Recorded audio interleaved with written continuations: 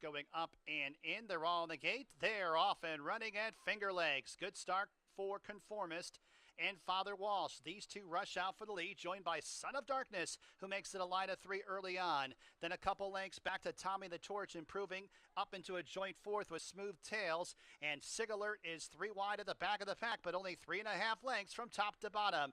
Entry into the turn. Son of Darkness has the lead and the rail by 3 parts of a length. Conformist in the white blinkers in second. Father Walsh, orange colors outside in third. 2 more lengths is Sig Alert, who's deep on the course in fourth. Tommy the Torch shuffle back to second last, and Smooth Tails trails the field and is about 5 lengths off the lead as they reach the top of the stretch. Conformist and Son of Darkness, these two clash for the top spot, and it's Conformist who takes over from Son of Darkness. Father Walsh, Sig Alert are bearing down on the outside, and Sig Alert is up into second. Smooth Tails at the fence, a driving finish, 16th to go. It's Sig Alert and Smooth Tails. Sig Alert in the opener at Finger Lakes. Smooth Tails second, third, Conformist. Buttered spuds, coleslaw dinner roll, and that amazing garlic butter, $16 each or 2 for $30. They're all in the gate. And they're off. Looks like a pretty good start. It's Ixides and Regenerator. These two bound out for the front end. My Royal Vow right behind the speed in a joint third with Camus. And then a length to Dreamery is on the extreme outside. And Namus is at the back of the pack, now is out of last and 4 lengths off the lead. Up the backstretch, Camus with a burst of energy going on to the front end and opening up by 2 with a half mile to go. Ixides defers in second. Then it's Regenerator. Equinamus up the inside. My Royal Vow is 3 wide. Those 3 about 4 off the lead, and 2 lengths to Dreamery, who trails the field. On the turn they travel, and it's Camus. Camus has a lead by 3 open lengths. Ixides is all out in second. My Royal Vow launching around the outside up into second, and then it's Equinamus is towards the inside. Dreamery goes to the grandstand side as they reach the top of the stretch, and it's Camus who's homeward bound, has a lead by 3 lengths. My Royal Vow is not giving up on the outside in second. Dreamery's in third. They run to the 16th pole. It's Camus who leads by a couple of lengths over My Royal Vow. It's Camus. Camus victorious. My Royal Vow second, third. Dreamery many lengths back to Equinamus in fourth. Camus. 520 the winning mutual. $2 double, $11.40. $2 exacta, $10.60. 50-cent trifecta, $3.95. Dime superfecta, 3451. And they're off. They broke in a great line. It's Georgie's Ladies who's zipping out for the front end. Wabanzi attending the pace of the outside second. Ramon is towards the inside in third, then a half length to Make a Joyful Noise, who's 3 lengths off the pace at the tail of the field. About 3.5 furlongs to go, and it's Georgie's Ladies who leads this group into the turn by a length and a half, too. Over Ramon, it kicks on through to the inside of Wabanzi for second, and then a length back to Make a Joyful Noise is at the back of the pack and 3.5 lengths off the lead. As they wind their way to the quarter pole, it's Georgie's Ladies who has a lead by about 2.5 lengths. Ramon and Make a Joyful Noise are on the outside second and third, and Wabanzi drops back in fourth as they turn into the stretch, and it's Georgie's Ladies who's on top. The lead's 4 lengths. Make a Joyful Noise on the outside up into second. Ramon's in third, 16th to go. It's Georgie's Ladies who's clear by 3 lengths over Make a Joyful Noise. Georgie's Ladies, your winner. Make a Joyful Noise second. Ramon third, fourth, Wabanzi. Put John Barrios on number 2, Sigmund's Dream, no apprentice allowance. Exacta, trifecta, superfecta, daily double, pick 3 wagering, post time, in, and they're off. Hop at the start for Sigmund's Dream. Cruise in to win. 1 of 3 sending out for the lead. Cup right towards the inside. War Terminatrix in between runners. 4th place belongs to Chick Azteca. 3 lengths off the lead. 2 lengths to Sigmund's Dream in second last. And a margin of 2 lengths to Redesdale Rose, who trails the field. Less than a half mile to go, and it's Cup right, the favorite, who has the lead by just about a length. Cruise in to win in chase mode second. War Terminatrix is nudged upon in third. Sigmund's Dream picks up a spot in fourth. Chick Azteca shuffled fifth, 6.5 lengths off the lead, and a length and a half back to Redesdale Rose, who trails the field as they race to the quarter pole. And it's Cupride, who has a lead by 4 open lengths. War Terminatrix shifts to the outside in second, and then it's Sigmund's Dream is on the outside third. Cruise into wins in fourth as they run down to the final furlong, and it's Cupride in charge. Cupride strides away by 8 lengths. Sigmund's Dream is up into second, then it's War Terminatrix and Cruise in to win. In deep stretch, it's Cupride. Chalk players rejoice. Cupride wins by 6. Sigmund's Dream second, War Terminatrix third, Cruise in to win fourth.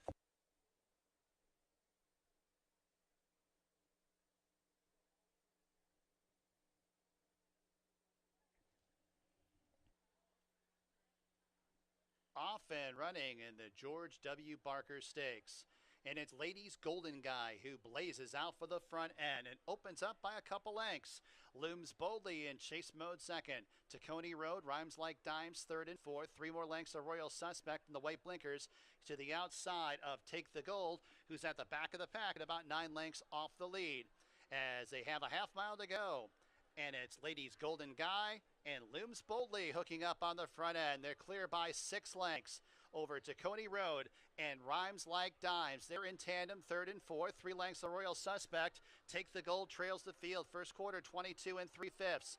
A battle on the front end. Looms Boldly to the outside of Ladies Golden Guy. They're still clear by 6 lengths. Tacony Road's on the outside third. It's Rhymes Like Dimes in fourth. Royal Suspect in second last as they turn into the stretch. Still a match race between Looms Boldly and Ladies Golden Guy. These two are nip and tuck with 1 furlong to go. Tacony Road drawing in closer in third. Tacony Road is only 3 lengths off the lead. 16th to go. Ladies Golden Guy, but it's Tacony Road. Tacony Road sweeps on by for the win in the George W. Barker Stakes. Photo for second, ladies. Early pick 5, $211. Helping with the trophy presentation will be Braden, CJ, and Emma. They're all in the gate. And they're off. Decent start. Ola Sobel and Barfly, these two peel out for the front end. Hot Rod Lincoln's up the inside trying to get to the front end. And these 3 across the track early on.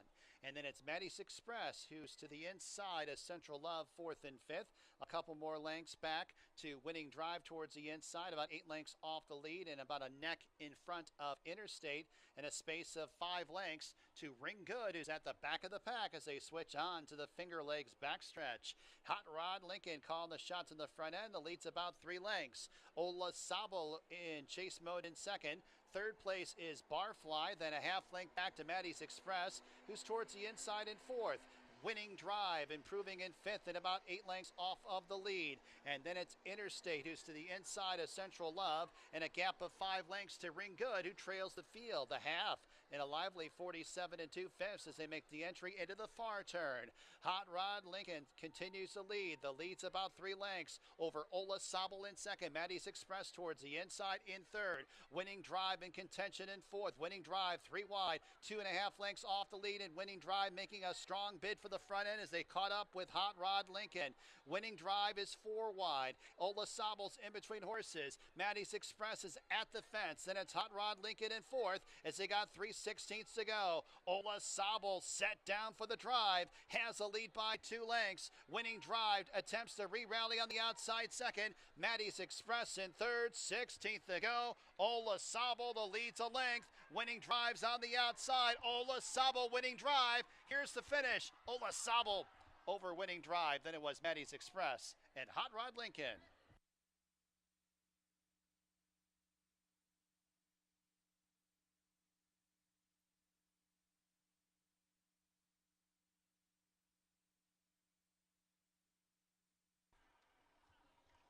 And they're all in the gate, and they're off. Good start. Only Ladas, Wanametti sending out for the lead. Sky Runner and Silent Sandy towards the inside. Divorced, of course, will be stuck out around about the 4-path around that first turn. And then it's Lilith's Moon is tucked in 5th. Then it's Secor in mid-pack in 6th. Temper Sadaz in second last. And a length back to Malibu's Dynamite, who's at the back of the pack as they turn onto the backstretch momentarily. 6 furlongs to go. Only LaDus is to the outside of Silent Sandy. And then in third, that's Divorced of Course. Sky Runner drafting behind horses in fourth, 2 lengths off the lead. A margin of about 2.5 lengths back to Secord to the outside of Lilith's Moon, who scrapes the paint. 2 more lengths back to Malibu's Dynamite, who's in second last. And Temper's Tada has been shuffled back to the tail in the field and 7 lengths off the lead. Less than a half mile to go. And it's Silent Sandy who continues to lead. The lead's a length and a half. Sky Runner able to thread his way through traffic from fourth up into second. Secord towards the inside in third. Divorced, of course, is in fourth as Only LaDus drops back in fifth. Temper's Tada, Malibu's Dynamite trying to launch rallies from the back. And Lilith's Moon's at the tail of the field as they arrive at the top of the home stretch. And it's Silent Sandy trying to fend off Sky Runner. And they're clear by about 7 lengths over Malibu's Dynamite, who's to the outside of Temper's Tada. Third and fourth as they run down to the final furlong. A struggle between Silent Sandy and Sky Runner. Silent Sandy is persistent. Sky Runner to the outside, 2 lengths behind, but in deep stretch, Silent Sandy repels Sky Runner. Silent Sandy, your winner. Sky Runner second. Third, Malibu's Dynamite. Temper's Tada fourth. 35.80, exacted 28.80. 50-cent try, $13.75. Dime Super, $12.72. Eighth race. And they're off. Pompous Prince wins the break, but really doesn't want the lead. Max Foster does, as well as Z-Bear. Almond Cider's at the fence in fourth, a length and a half off the lead. Another length and a half back to Mr. JT. Is about a half length in front of Breaking Stones. And a margin of 2 lengths to Mr. Einstein, who is shifted off the inside at the back of the pack. It is about 6.5 lengths off the lead. Max Foster on top by a half length over a gray. Z-Bear in pursuit in second. Pompous Prince, red blinkers outside third. Almond Cider towards the inside in fourth. Mr. JT mid-pack in fifth, 4 lengths off the lead. Mr. Einstein shaken up and not responding at this point in time. It is to the outside of Breaking Stones, who trails the field. A quarter of a mile left to travel. Z-Bear gets the advantage on Max Foster as all of a sudden Almond Cider wants to get off the inside and has clear running room. 2 lengths off the lead is Almond Cider, and Pompous Prince is outside of him. 1 furlong to go. It's Z-Bear who has the lead, but Pompous Prince is able to overhaul Z-Bear at the 16th pole, and it's Pompous Prince, your winner. Z-Bear second, Almond Cider third, fourth. $3.40 the winning mutual. Double $27, exacta $16, 50-cent trifecta $18. They're all in the gate, and they're off. Sluggish start, Ring of the Rise. It's Cajunette who accelerates out for the front end. Flying Destiny's up the inside. It's Court Necht who's up into second. Fourth place, Lip and Law. Then it's ZN outside in fifth, 4 lengths off the lead. Sixth place, Ring of the Rise is 3 lengths in front of Yearning, who's a length and a half in front of Dharma. And then 4 lengths to One Good Race On, who's at the tail of the field. Entry into the turn as it's Cajunette who has a lead by a length and a half over Courtnet, who scrubbed a pun for more speed in second. ZN outside third. The Great Flying Destiny is up the inside, up into a joint second. Fifth place, Lip and Law, and 5.5 lengths off the lead as Courtnet drops back suddenly, and then it's Ring of the Rise is towards the inside and about 8.5 lengths off the lead as they turn into the stretch. It's Cajunette who cuts the corner, but ZN's got her in her sights, and ZN comes challenging for the top spot, and ZN able to get that lead away from Cajunette in mid-stretch, and draw is clear. It's ZN, a first-time starter. It's going to win at first asking, drawing clear late to win by 3.5. Cajunette second, Lip and Law third, and fourth, Ring of the Rise. Translation, pick 3, $4.45. Pick 4, $298. And we got a pick 5 carryover. $9,016 and change. That will go into late pick 5 tomorrow here at Finger Lakes. 9th race, last live race here at Finger Lakes on Monday. As I mentioned, next live racing date tomorrow, Tuesday. First post at 1 p.m.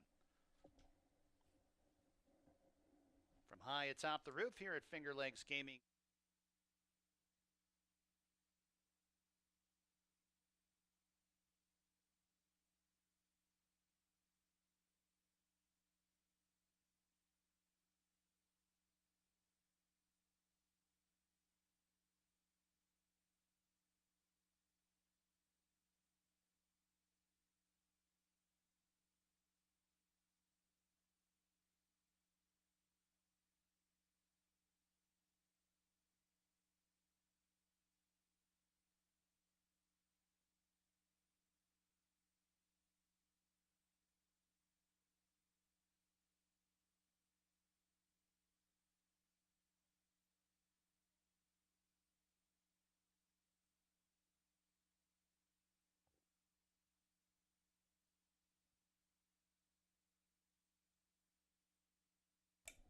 Ladies and gentlemen, will you please rise as we present with pride our national anthem?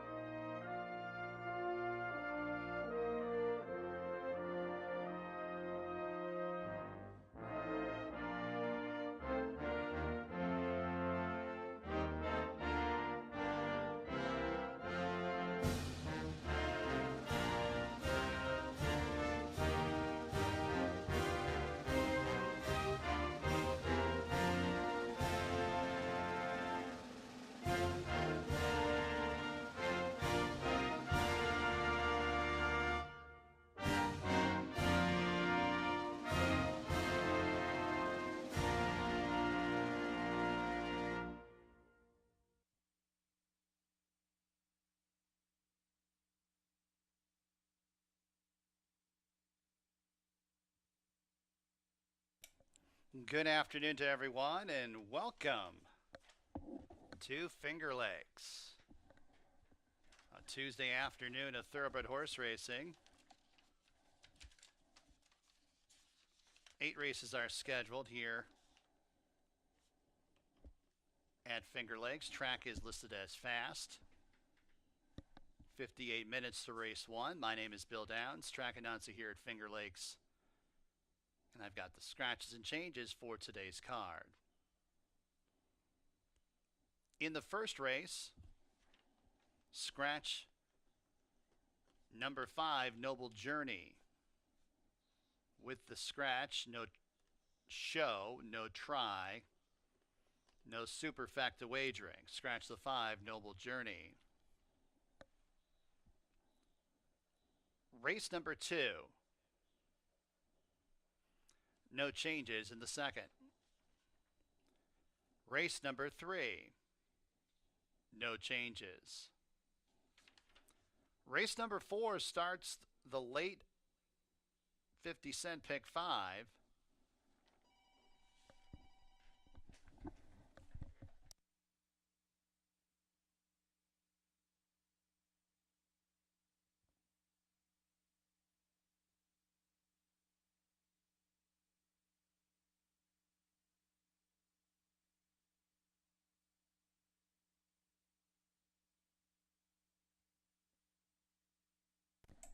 Got some late information, so I had to take a phone call. Race 4, as I mentioned, late pick 5 starts on the 4th race, and we do have a carryover.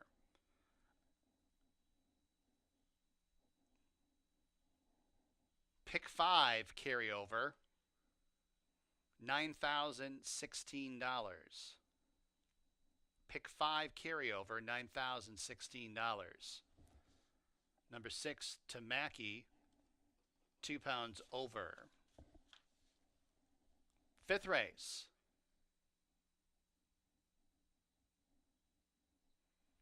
In race 5, scratch number 4, Rhymes Like Dimes.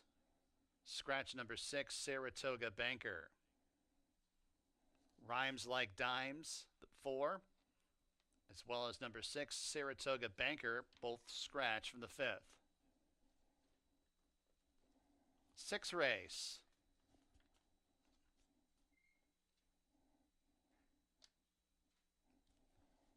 Jockey change in the 4, Practical Rachel to Andre Worry. Andre Worry on the 4, Practical Rachel. Jockey change on number 9, Mia Nipotina to Joel Cruz. Joel Cruz on the 9. And then that late phone call I received was for the 7, Bisa. Make it Christopher Elliott. Chris Elliott on the 7, Bisa. 7th race, there are no scratches or jockey changes, but an overweight. The 1A, Anointed Spirit, 2 over. 8th and final. Scratch number 1, Call Me Calvin. Call Me Calvin's a scratch from the 8th race. Jockey change on number 8, Tip of the Boot, to Christian Navarro. Christian Navarro is the jockey on number 6, Tip of the Boot. That's a look at the scratches and changes here at Finger Lakes. Track is fast. 54 minutes to race number 1. Handicapping with Dave is next here at Finger Lakes.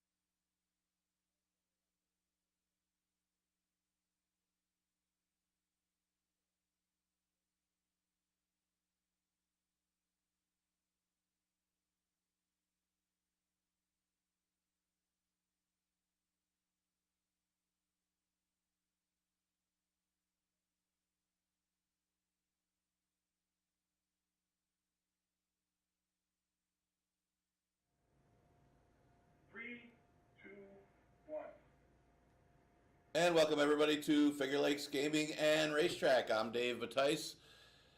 Got a card for you today with a pick 5 carryover. It's the late pick 5. The first one is the mandatory payout. The late pick 5 on the Memorial Day card, it carried over $9,000. They had a little bit of beef to that pick 5 today. Yesterday, yeah, we had a couple of nice prices, including our feature race, the Memorial Day feature.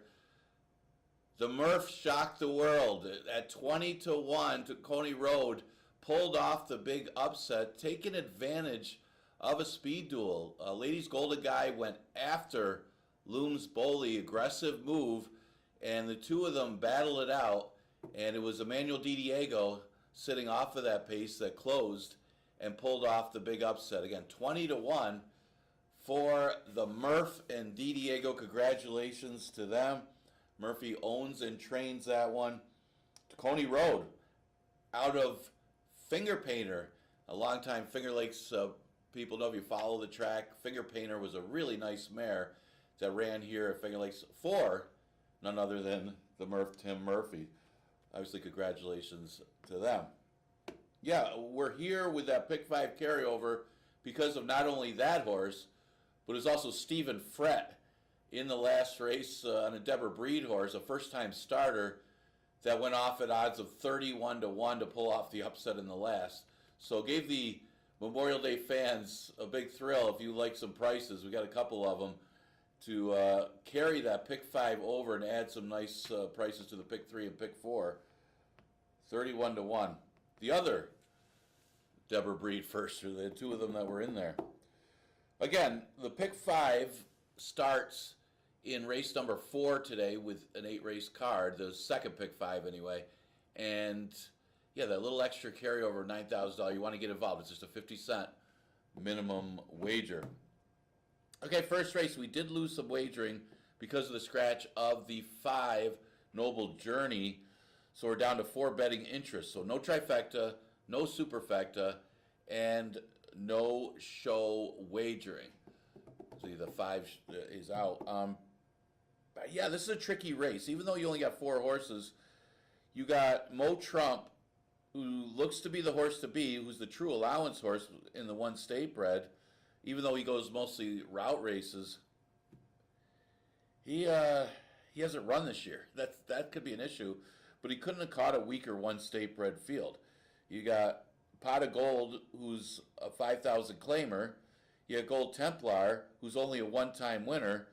So really, I had it between the 2 inside horses. I mean, one advantage you could say is Supreme Song has been running down at Laurel, at Parks before that, Belterra. So, they're claimers, but at least he's been running compared to Mo Trump. Again, Pot of Gold stepping way up. Gold Templar technically is out of condition in the 1 state bred. So kind of logically leaves you with these 2. But the problem with Mo Trump is not only has he been off, he's a true off-track lover. 3 of his 4 wins have been performed on off-track, although his most recent victory was his first time he's won on a fast racetrack, and that was in September in a really nice effort. And he does have enough sprint speed that it could be out there. It is a questionable pace because he has more route speed than sprint speed. He's got a little bit. Supreme Song's kind of the same way. He's going route to sprint, but he might have that fitness edge of having the recent races. So I had it between these 2. The other ones are in the wrong spots in a sense. It's only a few horses that maybe Mo Trump, despite the layoff, can step up and win this first race. He couldn't have caught an easier spot if you're going to come off the layoff and run in the 1 state bred. But you get basically a couple claimers and a 1-time winner. Basically how it looks. That's all I got to say about race number 1. The big thing with that first race is the questionable pace. It's such a great day. We had a fair track yesterday. That's what people are telling me. We had some speed. You got to be careful calling a track a speed track if horses are loose and lone speed and they're supposed to win because they're lone speed. No, when they battled, like in the stake race, you had horses off the pace. Rick Royce's horse won the first race. Sigler made everybody happy. And even Stephen Frett came just off of the leader in the last race to win. So it was nice to see a fair racetrack, especially after all the rain that we got, the drying out track. So we'll see if that continues to kind of keep an eye on how this racetrack plays today. Okay, second race, this for fillies and mares, never won 2 claimer, going a distance of 6 furlongs. Tricky race, again, because there's really no standouts. I mean, I'm going to go with a drop down in this race with Allie's Song. I mean, Chris Elliott, man, talk about a jockey that's got a high percentage. I was wondering if he would stop riding in Finger Lakes to be the highest percentage jockey here ever. He won his first 5 mounts. He's got 5 wins in 6 mounts. His last one, he finally broke the streak. It wasn't like the horse ran that bad. So the weight off certainly helps when you're talking about, especially 5,000 claimers here. Finger Lakes, it's going to be even more of an advantage when you see some of the route races. The one vulnerability I saw with Allie's Song is the record. She's 1 for 23, and not only is she 1 for 23, she hasn't won since she was a 2-year-old. She only made 3 starts as a 2-year-old, and that was her only victory. So the 20 starts from 3 and up, she's basically hasn't won. So she hasn't faced this easy either. I mean, that's kind of the big deal here. Dropping all the way to the bottom to 5,000, maybe a now or never type move for Allie's Song. Looks like she could get it done, and looks like Chris Elliott's got a shot to make it 6 out of 7. Okay, the one, Turn Up the Music, could be a nice long shot in here.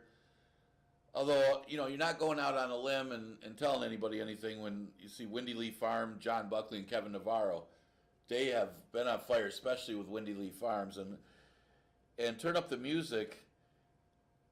I mean, it's not like she was a 5,000 claimer last year. She was running in maiden special weights. She just dropped to get the victory, and it's a nice move. You drop to 5 at the end of the meet. You can avoid getting claimed, and then you come back for the same price because of the waiver claim rules, and you can run for 5 again. Nicely done by John Buckley. Nice spot for her return, and she could get kind of a tightener when she wants to go long because she goes primary long. But I think because she could stay for 5,000 in the waiver claim, she could be competitive in this race. And the only time she ran for 5 was at 5,000 maiden, which she won pretty easily. Again, it was a route. She wants to go longer, but it is 5,000, and again, she's better than $5,000 claimers. The 5 light thoughts, well, you got to use her because she drops. I mean, that's the main thing. She was running against maiden specialists, maiden claimers in New York. She's running against mostly restricted 3-year-olds, and she did run a race here, but it was an allowance race over a speed favored track. Now, Deezer Rock was able to get by Ball Kitten late because that horse was much the best, where Ball Kitten was taking advantage of that speed track, and nobody else really was able to close. She's a logical horse. I mean, it's another one that's taking, like Allie's Song, she's taken a significant drop, and the question is how much she liked it off track. But I think that it was one of those things where it wasn't necessarily whether the horses liked or not liked the off track. That's where our track's a little bit different here at Finger Lakes.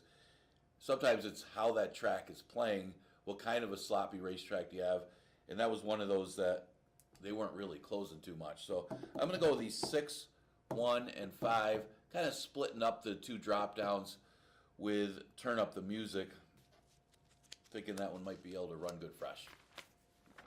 I think a little bit of a shot at a price to get some value.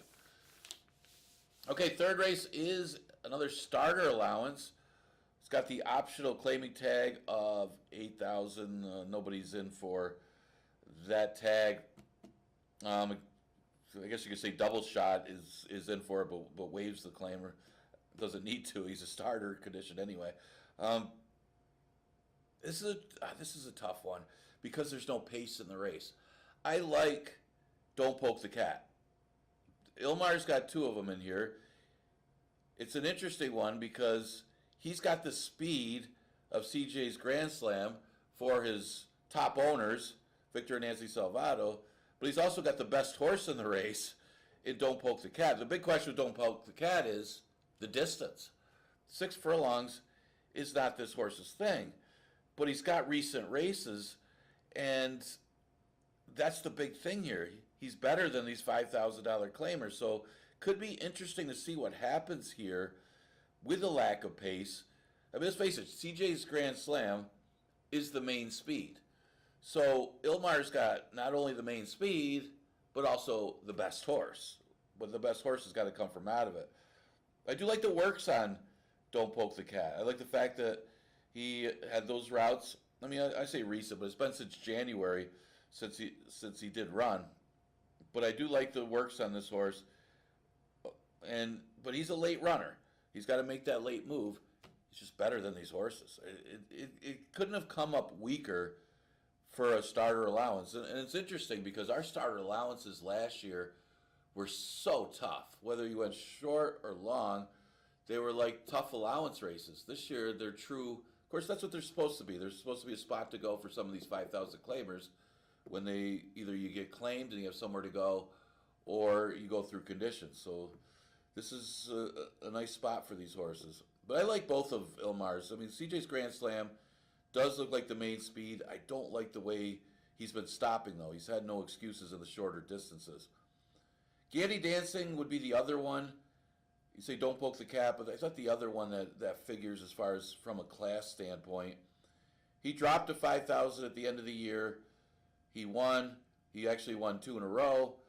And in the Open 5, he's got nice works for the return. And that's the big question mark with Gandy Dancing. Now, Don't Poke the Cat's off since January.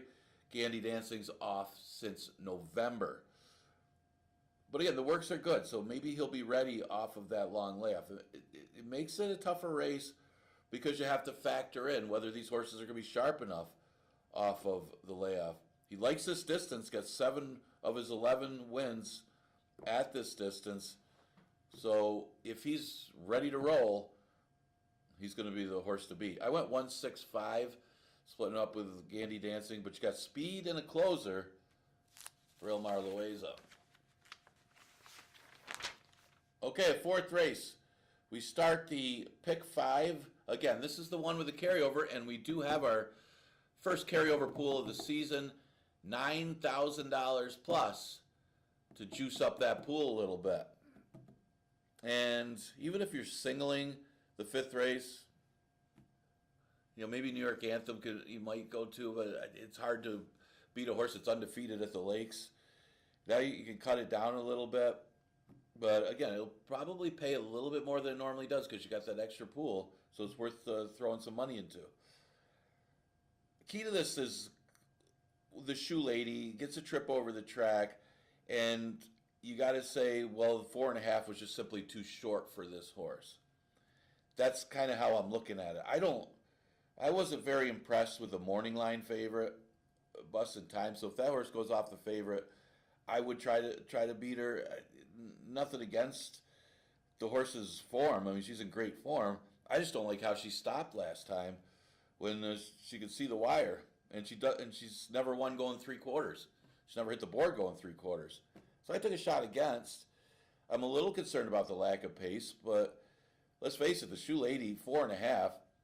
She's just getting a race under her because she's not going to win going 4.5. I don't know who was betting this horse, as she was one of the favorites in that race, but it was all she could do to keep up with the field, much less win the race. So I don't know who was betting her. I mean, maybe they're betting her on class and top, got great trainer and great rider. So maybe that's it. But 6 furlongs is more to this horse's liking. I think that she could run a lot better at 3/4, and she's kind of the oddball in because some of these horses ran together. Ruby's Mission, Busted Time, Numeric all ran in the same race together, where the Shoe Lady ran a couple weeks before.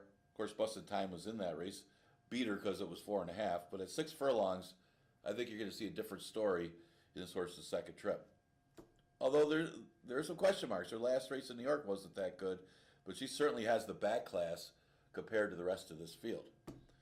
My second choice is an interesting one because I was talking about Ruby's Mission, Busted Time, and Numeric all coming out of the same race, a race won by Troubled Luck.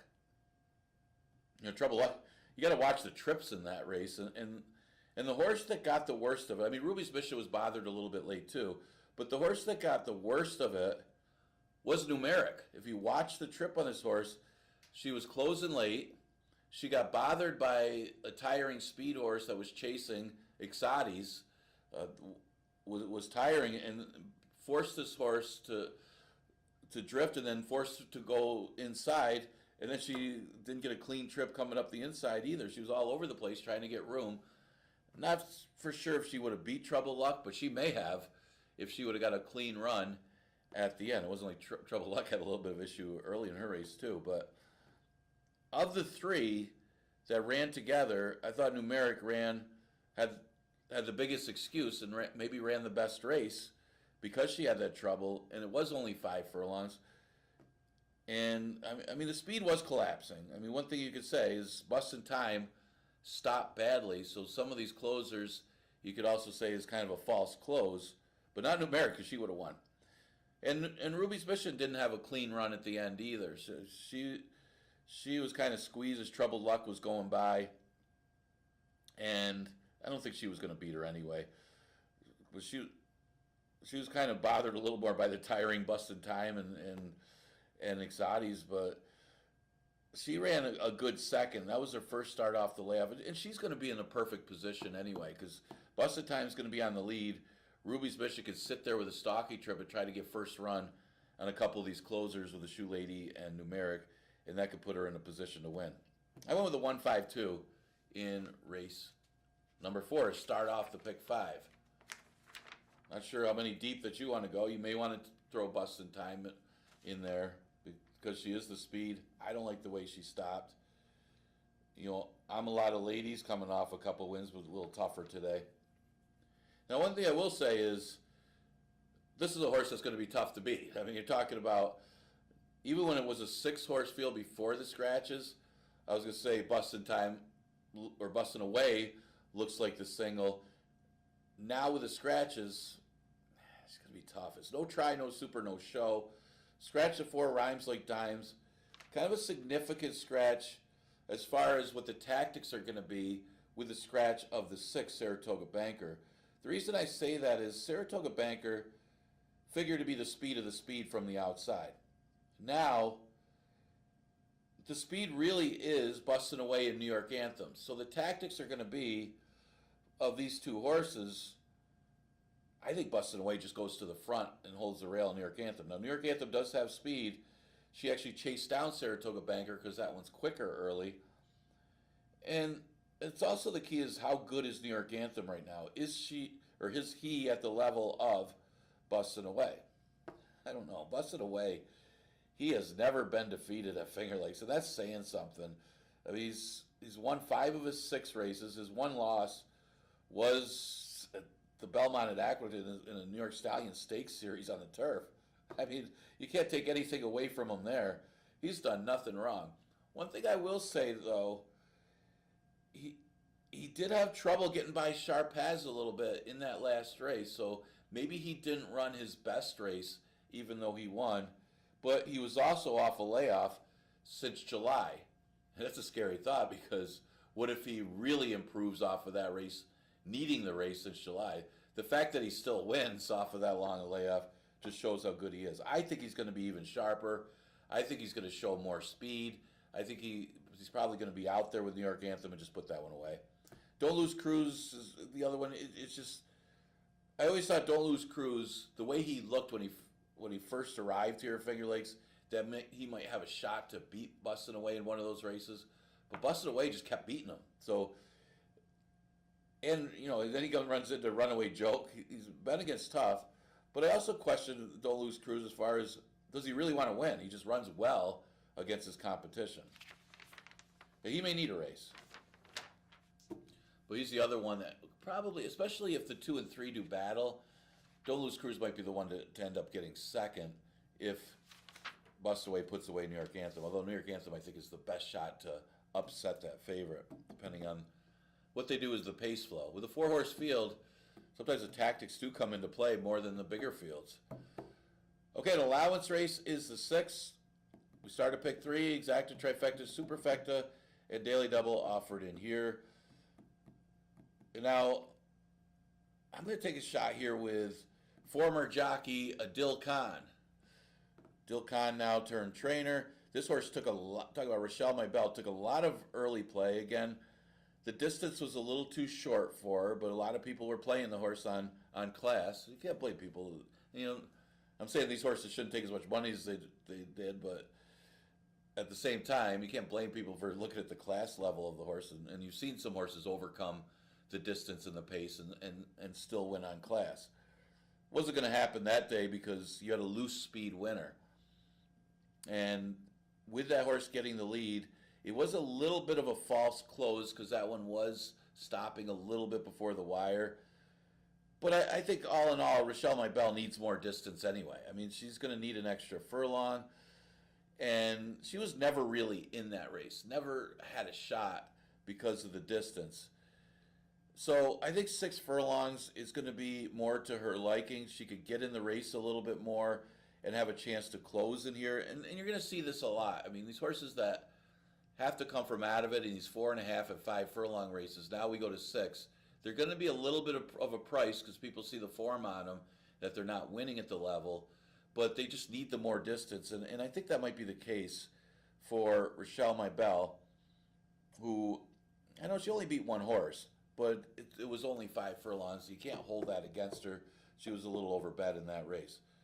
The one Stunning Sugar might have a tactical edge. I don't like her as the favorite just because technically she's facing tougher here going against older horses. Now she gets the weight advantage carrying 120 versus the 124, but she's been running strictly against 2 and 3-year-olds. But she may have a tactical edge.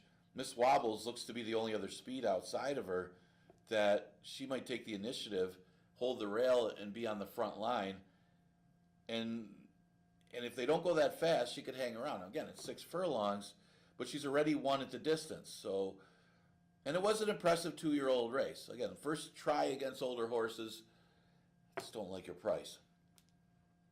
Bisa is another one of those horses that it was just simply too short for last time. Plus now you pick up, and you don't get the weight allowance because it was a late change, but you do pick up the apprentice Chris Elliott. Looked up and I think he won a turf race in New York yesterday. Yeah, you watch the race that this horse comes out of. It was over that speed favoring sloppy racetrack. I mean, Rock did close, but it was much the best. The rest of them couldn't. He did make up a few lengths, and it was her first start since December. Again, she's a 3-year-old against the older, and that was a restricted 3-year-old race. Same race as Stunning Sugar, so you got to say the same thing about Stunning Sugar. It's her first time against older horses, but I thought she was more up against it in a sense that the track was favoring the speed like it was. So, again, like Rochelle Maybell, she only beat one horse, but she was up against it from a distance standpoint. And you look at her lines in Kentucky, she was running against better. She needs the more distance. She desperately needs the more distance, and I think she plays here.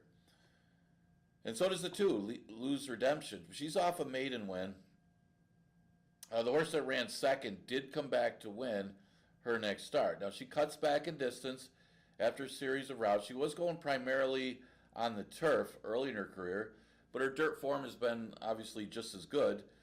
She finally breaks her maiden after 12 starts on the dirt. But this is a realistic spot. Normally, I don't like the maidens, at least from the 30s, go to the 2 lifetime allowance. You'd like to see the maiden special weights do that.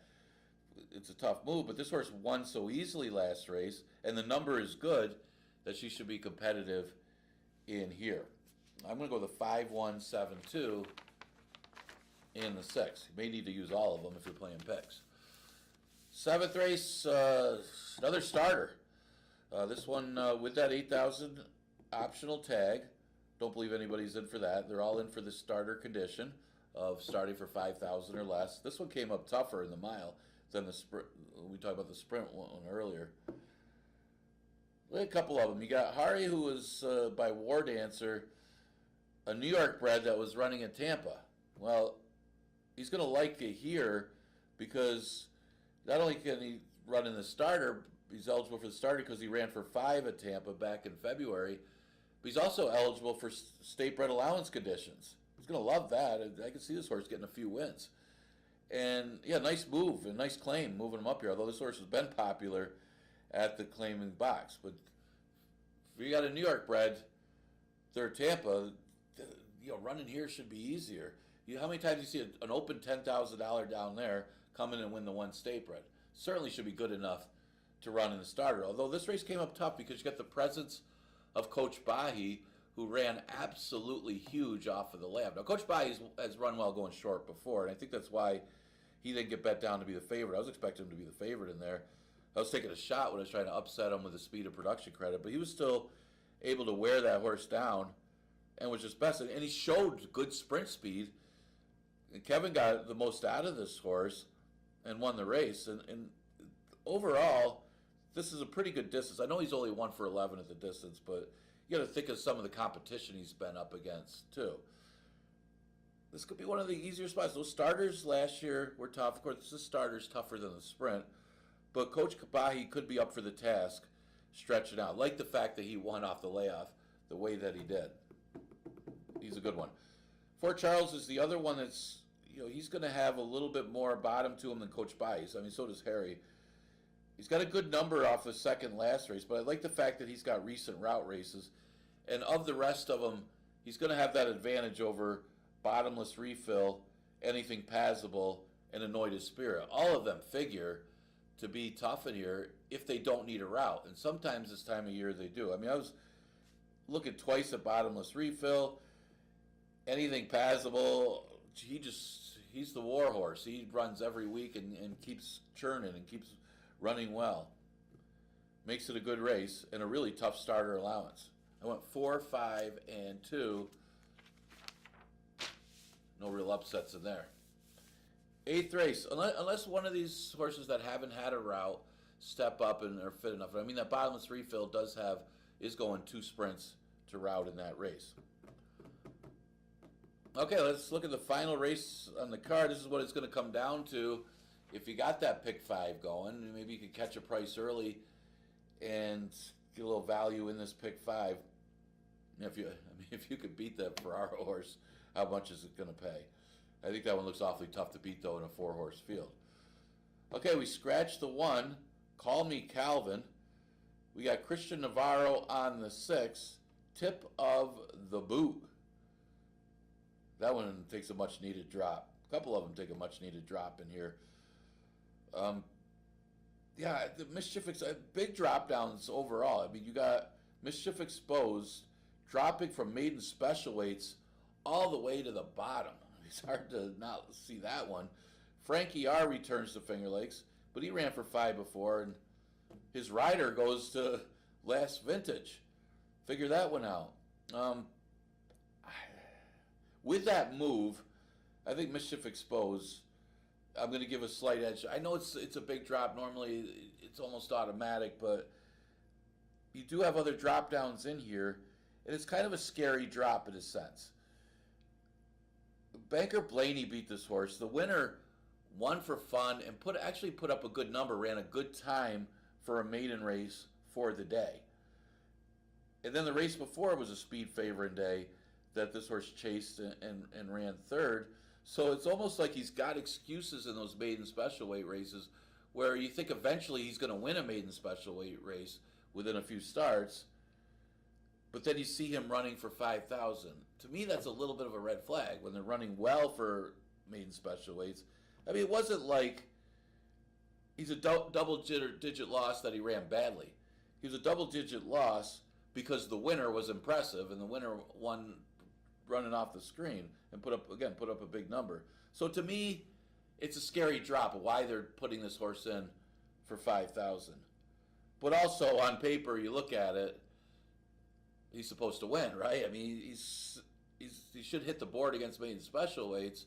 He should win against 5,000s, and he finds the right field of special weights. It looks like he would win, but that's the concern when the fact that they are in for 5. Frankie R makes a move down in class after running for 10. Not as big a drop as Mischief Exposed, but running against some decent competition in those maiden claimers. And he had a 10 post his last time at Tampa, going a little further. Most of his races are further. This is actually kind of short for Frankie R, so he's going to have to make up some ground in here. But on class, because he's dropping as well, maybe he can make a late move.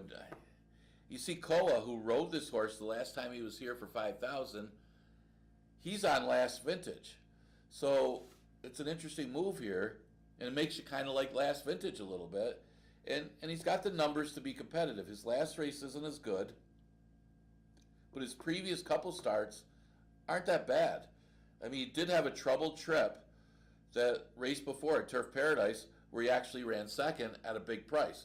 So he's certainly capable in here, and his last race, at least he had some experience against older horses. So, and maybe that's kind of it. Maybe he runs 2nd because it's a little easier field against restricted 3s versus the 2 starts where he's against the 3 and ups in that same condition. And he's just not quite good enough against their 3 and up bottoms down over there. So, but the bottoms here, maybe he is. I mean the numbers aren't that bad. And the fact that Koa goes here kind of makes me take two looks at this horse. So I'm going to go with the 5-3-7 in today's final race of the card. You got to look because we did 9 races yesterday. Remember, we do 9 races on Monday as well. So we got 8 tomorrow. So we're going to continue the Monday through Wednesday thing. We're going into June now, so we're getting into some summer racing. We are going to continue the 1 o'clock first post. I got to say congratulations to all the winners yesterday. We had the first legs of the distance series races, a couple winners of those. I think Jeff Engelhard won one of those races with Rick Royce, and we had the stakes winner, Tim Murphy. What a fun race that was yesterday. As of course Murphy doing what Tim Murphy does, out there yelling, as happy as can be. Emmanuel DiDiego guided that one to victory, 20-1 upset in the first stake of the year. George Barker got plenty to come, a lot of season left, and a lot of action left here at Finger Lakes. Our next live racing day, of course, will be tomorrow with a 1 o'clock first post. So I'll see you then.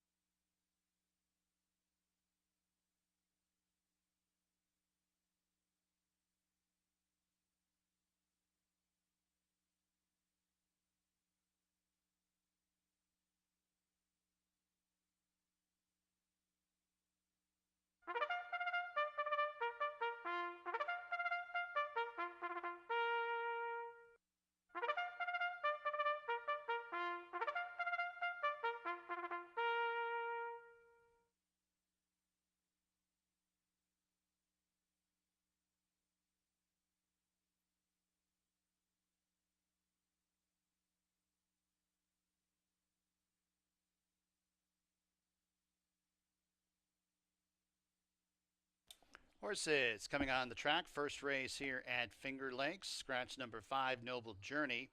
No show, no try, no superfecta wagering. Here's your field. Number 1 is Supreme Song and Andre Worry. Number 2, Mo Trump and Caber Koa. Number 3, Pot of Gold, John Barrios. And number 4 is Gold Templar, Stephen Frett, the jockey. Track is fast. First race in approximately 5 minutes.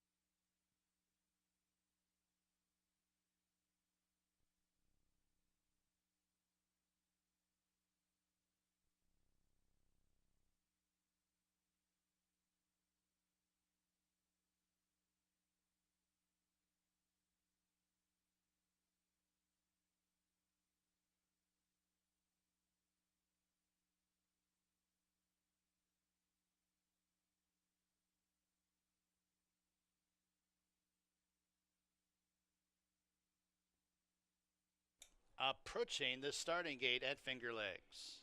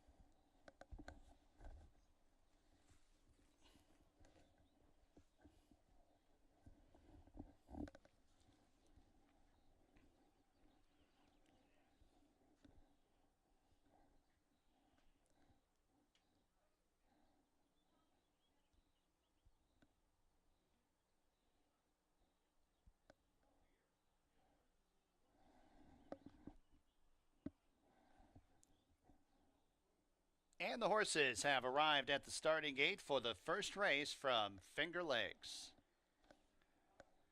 Got a field of 4 to go 6 furlongs, an allowance race. 8 race card on tap here at Finger Lakes on a Tuesday. Got a pick 5 carryover, just over $9,000. It's on the late pick 5. That starts on race number 4. Track is fast. Kind of overcast conditions. Not a bad weather day here at Finger Lakes. Looks like Gold Templar, the last to load up. Mo Trump is fractious. Rider had to hop off, climbing back aboard. They're off and running at Finger Lakes. It's Gold Templar from an outside post going out for the lead. Mo Trump the Gray splitting rivals, and Supreme Song is at the fence, and Supreme Song from third up into the lead. And at the back of the pack is Pot of Gold, who's about 3 lengths off the pace, being set by Supreme Song. Supreme Song off the inside has the lead by 3 parts of a length over Mo Trump, and now it's Pot of Gold from last, who's firing on through towards the rail, and Pot of Gold sticks the head in front. Supreme Song counters in second. Mo Trump's in third, 2.5 lengths off the lead, and a length and a half back to Gold Templar, who trails the field. 2.5 furlongs to go in the opener, and it's Pot of Gold and Supreme Song dueling on the front end. It's Mo Trump, who's deep on the course in third and 3 lengths off the lead, and another couple lengths back to Gold Templar, who's at the back of the pack as they arrive at the top of the stretch. Supreme Song and Pot of Gold. These two are clear by 4 lengths over Mo Trump and Gold Templar. A final furlong to go. Pot of Gold digs in. Supreme Song to the outside. Pot of Gold is resilient. Supreme Song a final try, but it's Pot of Gold who wins that battle. Supreme Song second, Gold Templar third.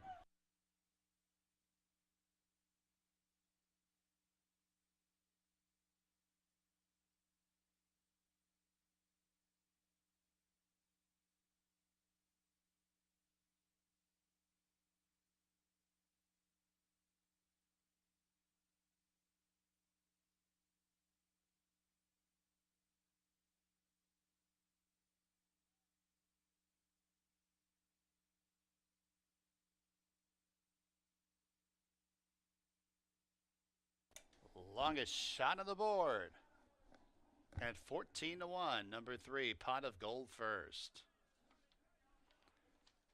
Second, number 1, Supreme Song.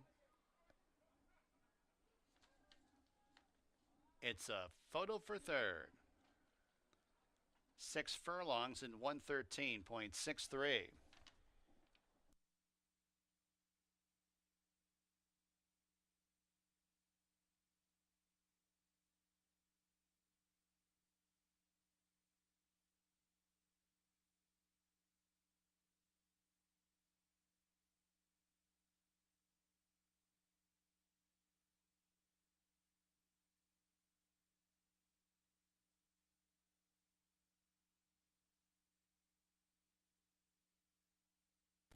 3142.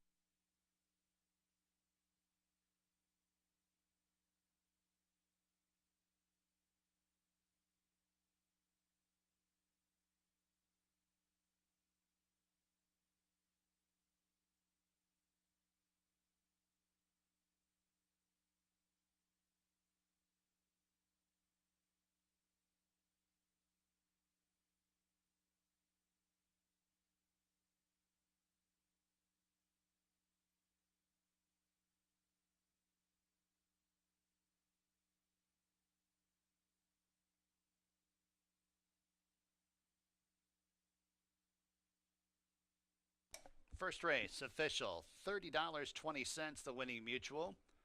$2 exacta, $74.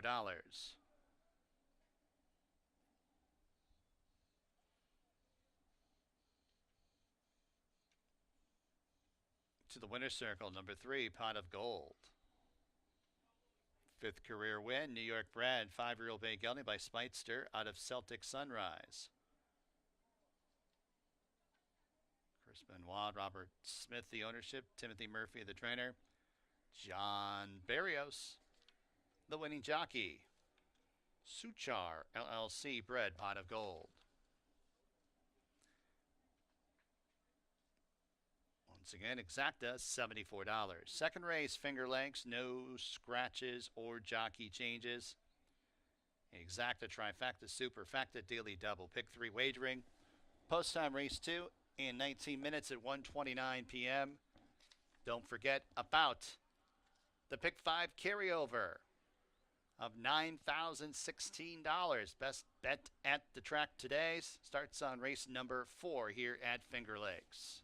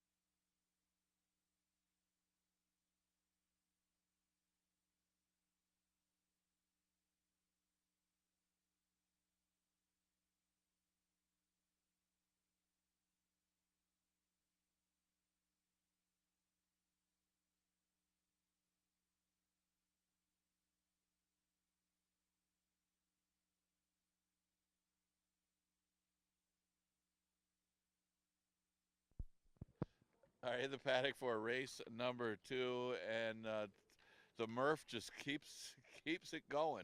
Pot of Gold, a 4-horse field, by far the longest shot of the board at 14-1, gets the victory under John Barrios. The stakes race yesterday at 20-1, the opener today, 4-horse field, by far the longest shot at 14-1.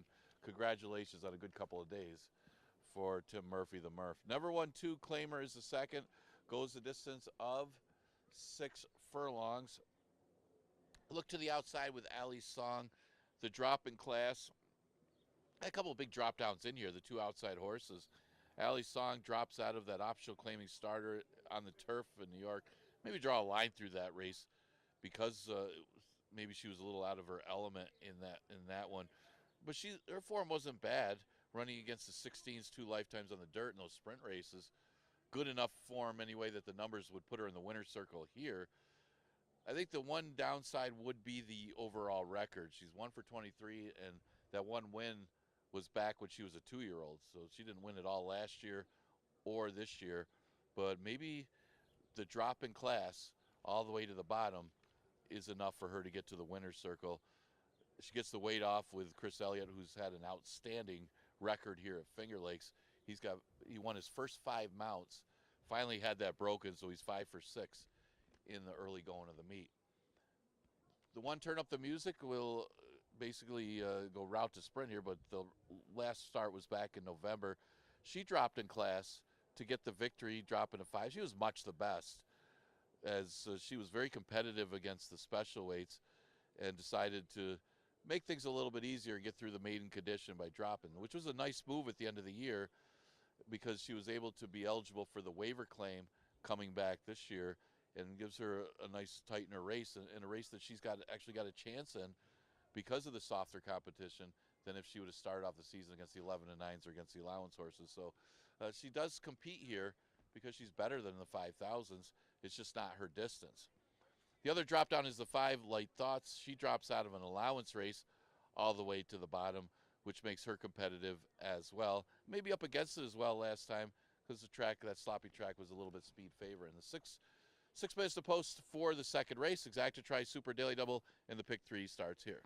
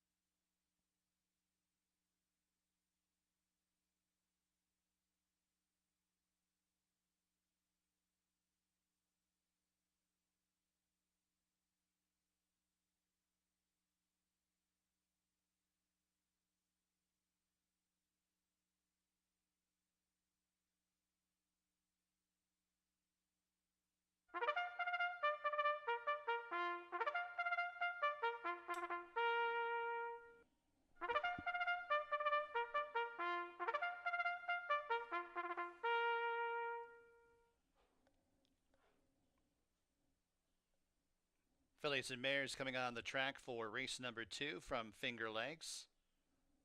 No scratches or jockey changes. Here's your field. Number 1 is Turn Up the Music and Kevin Navarro. Number 2, La Indecente and Michael DeVilla Jr. Number 3, Joyful Departure, Jackie Davis. Number 4, My Angel, Heman Harkey. Number 5, Light Thoughts, Joel Cruz. Number 6, Ali's Song, Chris Elliott, the jockey. Post time in about 4 minutes.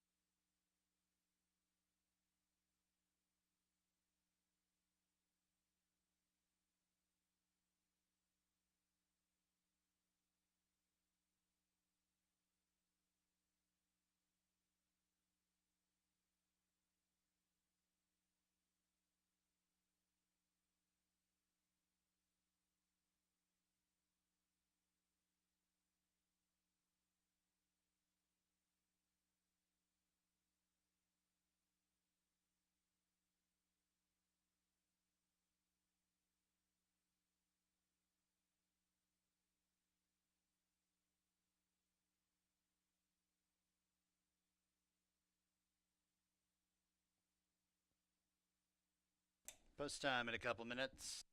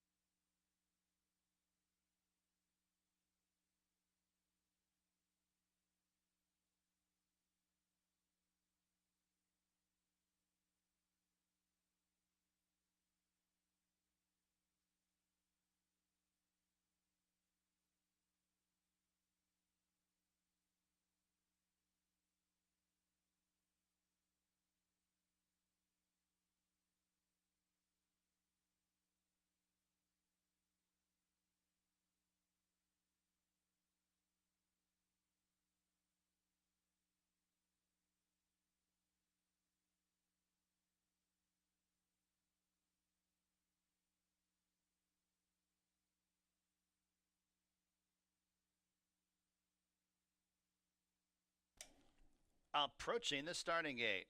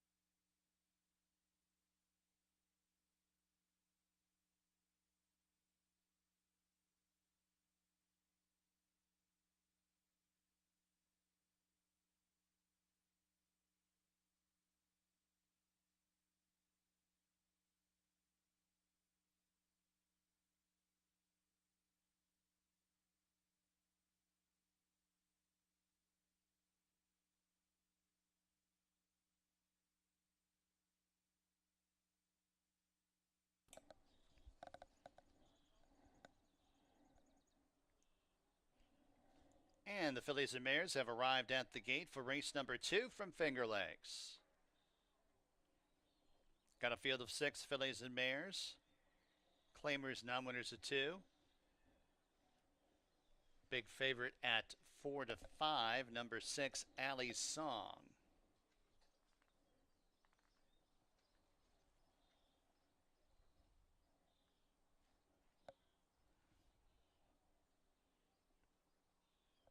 Joyful Departure.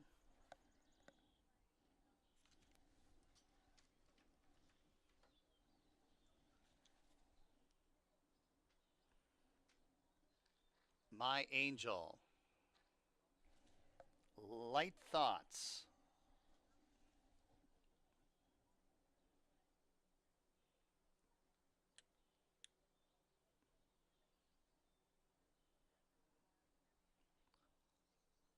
Light Thoughts goes in.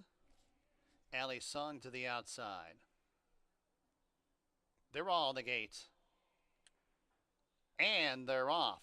Looks like a pretty good start. It's Light Thoughts who's sending out for the front end. My Angel displaying speed. Allie's Song is outside of her. And then it's La Indecente at the fence in fourth, 2 lengths off the lead. A gap of 4 lengths back to Joyful Departure, who's about 2 lengths in front of Turn Up the Music, who brings up the rear. As they race past the half-mile pole, and it's Light Thoughts who's on the front end, has the lead by a length. My Angel, Allie's Song pressing outside second and third. La Indecente is in fourth, and now about 5.5 lengths off the lead. 2 more lengths to Joyful Departure, and Turn Up the Music trails the field. They've got 2.5 furlongs to go. Light Thoughts, My Angel. My Angel's only a neck behind in second, as it's Allie's Song 3 deep in third. Then 4 lengths back to Joyful Departure, attempting a rally from the back in fourth as they reach the top of the stretch. Light Thoughts on top. The lead's a length and a half. My Angel, the gray. Joyful Departure tries to squeeze through at the fence, and Allie's Song on the outside. Allie's Song and Joyful Departure pass the early pace setter, Light Thoughts, and it's Alley Song and Joyful Departure. Joyful Departure defeats Alley Song. Then it was Light Thoughts and La Indecente.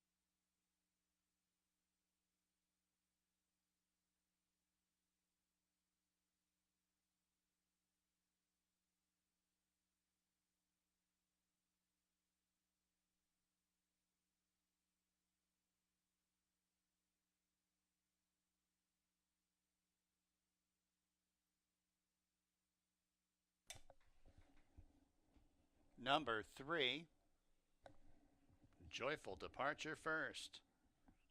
Number 6, Alley Song second. Third, number 5, Light Thoughts. Fourth, number 2, La Indecente.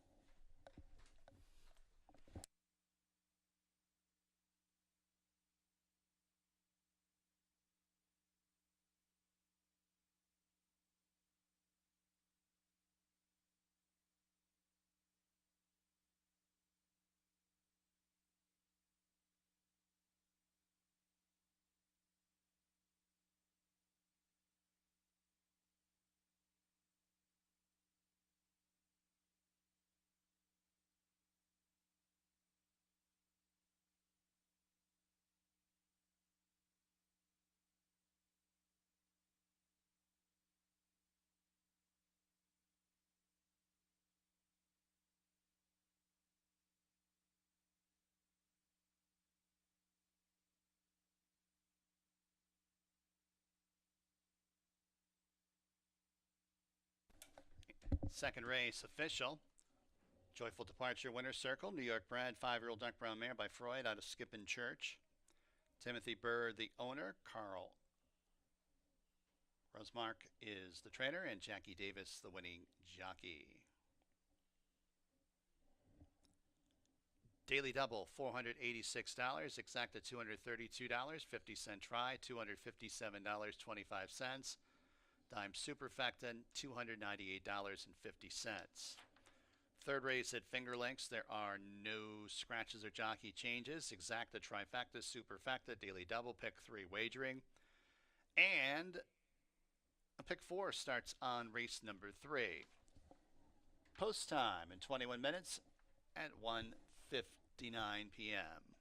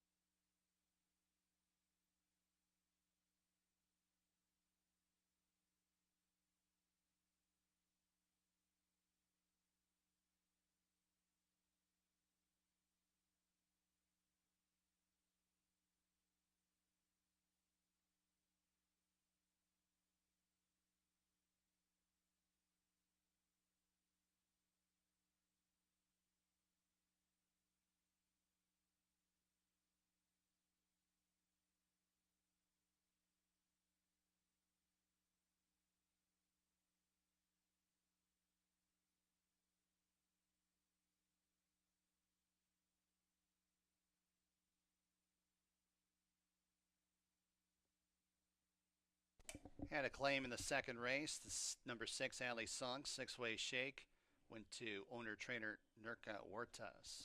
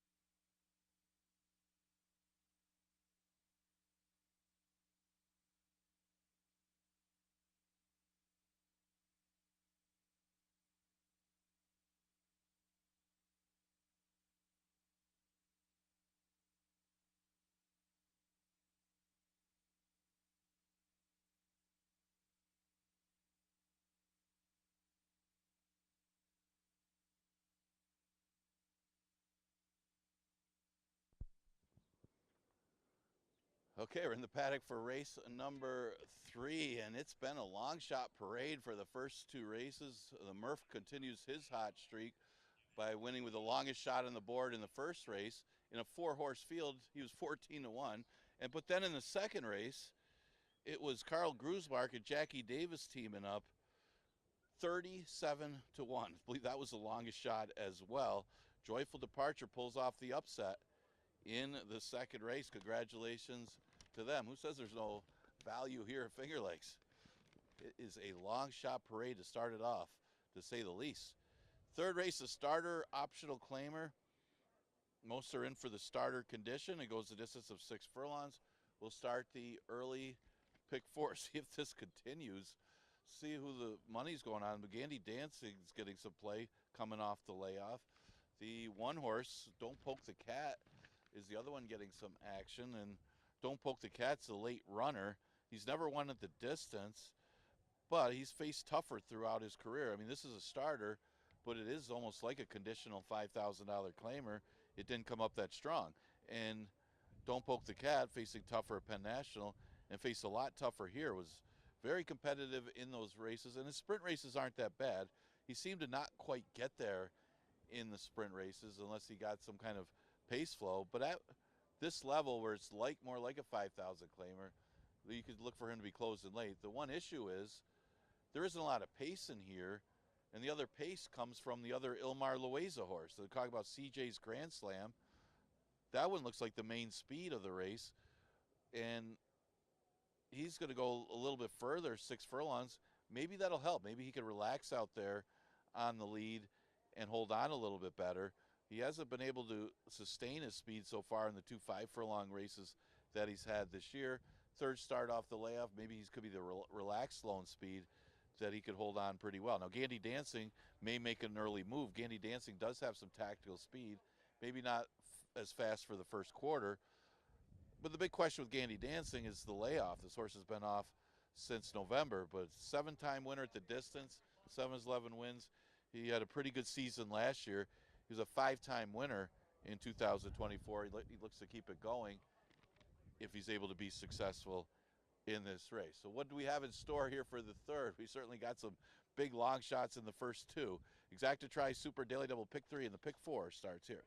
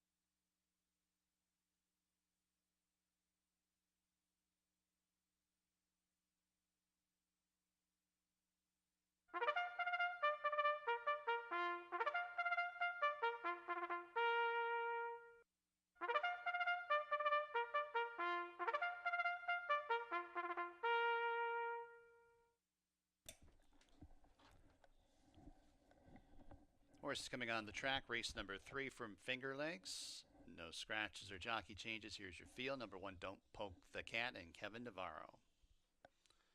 Number 2, Invaluable Will and Nazario Alvarado. Number 3, Double Shot, Andre Worry. Number 4, Peruvian Boy, Joel Cruz. Number 5, CJ's Grand Slam, Christian Navarro. And number 6, Gandhi Dancing, Michael Davila Jr. aboard. Post time in about 4 minutes or so.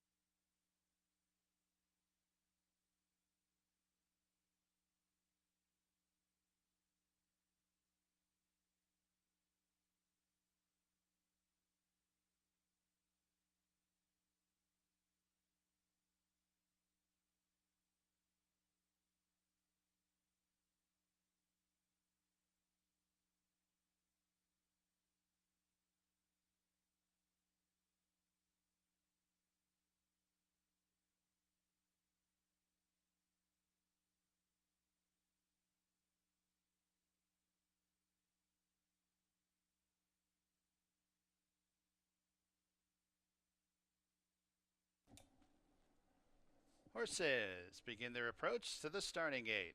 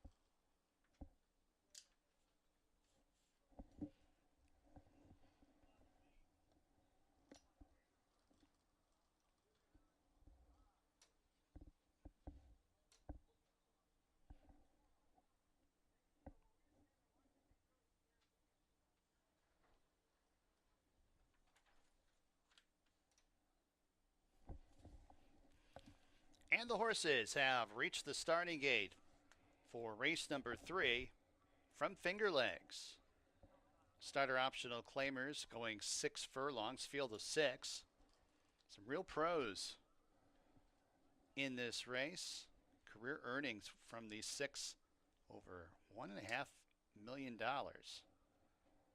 So they certainly know how to win races, all 6 of them. No strong favorite, 5-2 on both the 5, CJ's Grand Slam, and number 6, Gandy Dancing.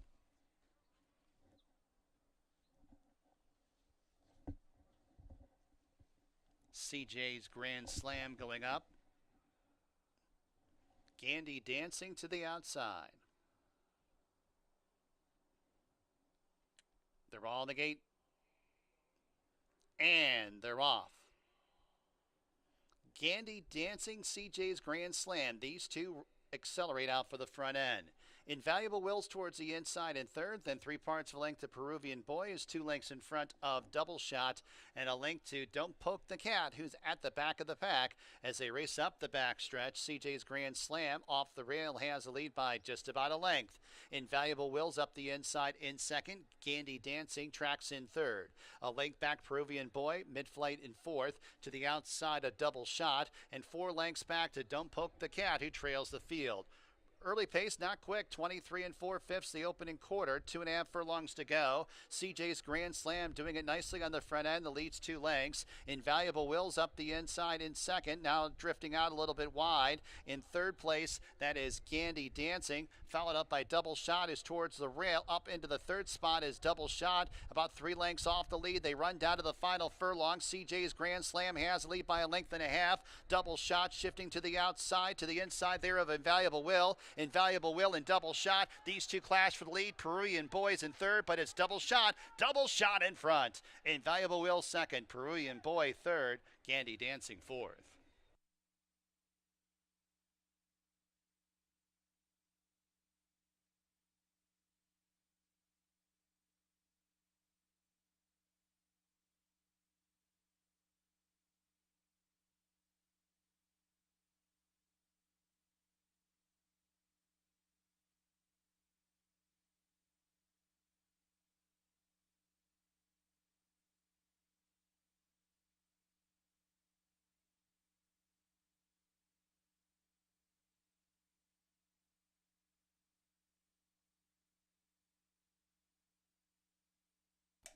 Three, 2, 4, 6. Number 3, Double Shot first.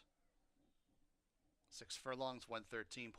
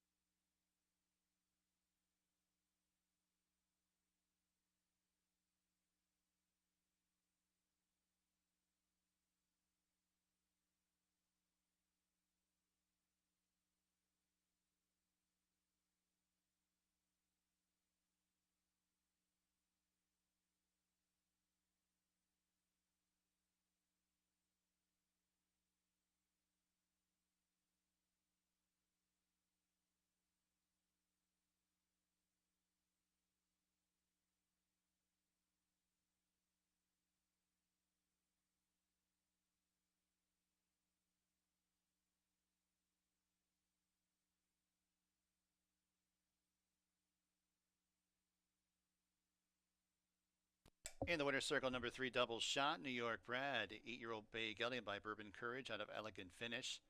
David Oyola, owner trainer. Andre Worry, the winning jockey. Career win number 9 for Double Shot. Spruce Lane Farm bred Double Shot. 1040 the winning mutual. Daily double 3 and 3, 271.50. Exacta 45.80. 50-cent trifecta $50.62. Dime superfecta $39.70. Fourth race, Finger Lakes, no scratches or jockey changes. Exacta trifecta superfecta daily double. And late pick 5 starts in the fourth race. There is a carryover of $9,016 going into today's late pick 5. Post time in 26 minutes at 2:35 p.m.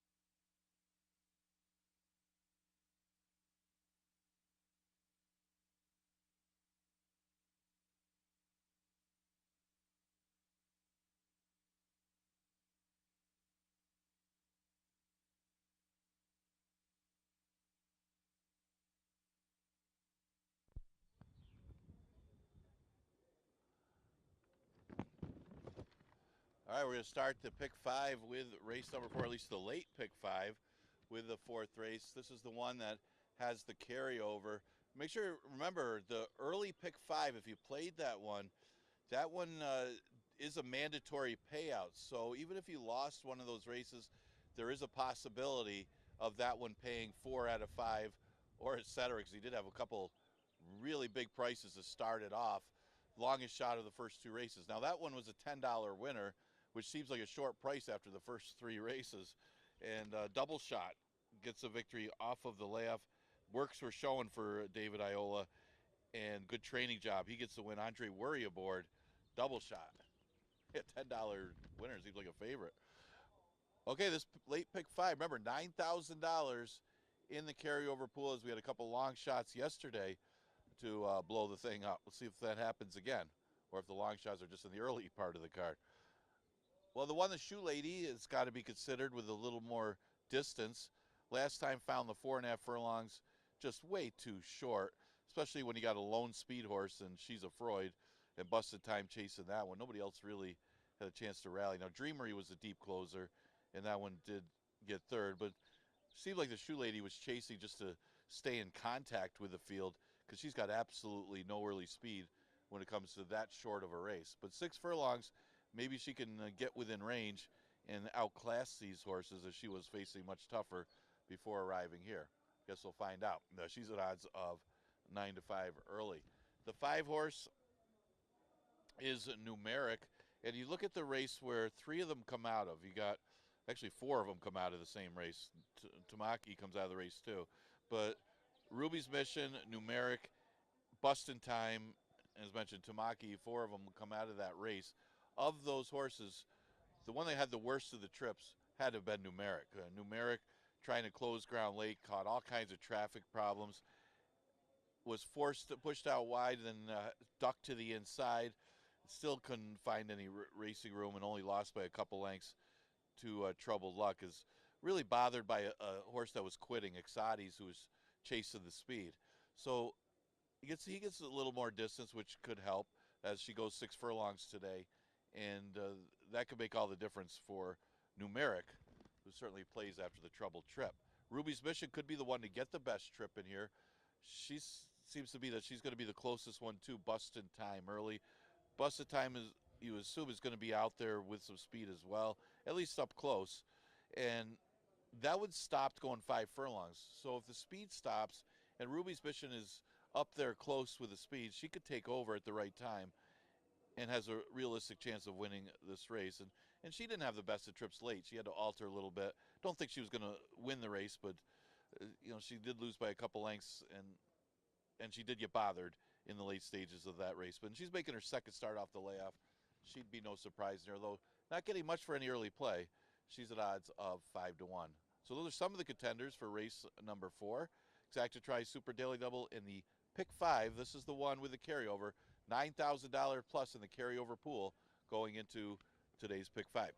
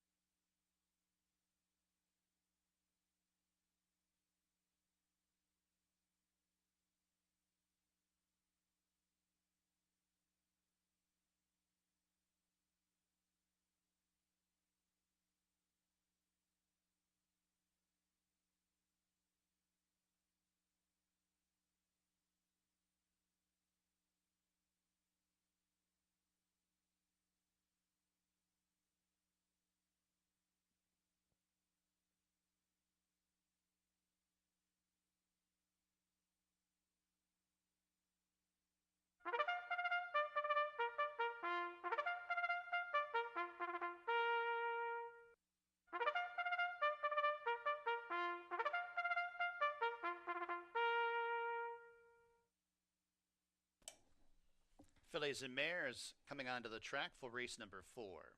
Start of the late pick 5 with a carryover going in, just over $9,000. Here's your field. Number 1, The Shoe Lady and Sophia Vivez aboard. Number 2, Ruby's Mission and Michael Davila Jr.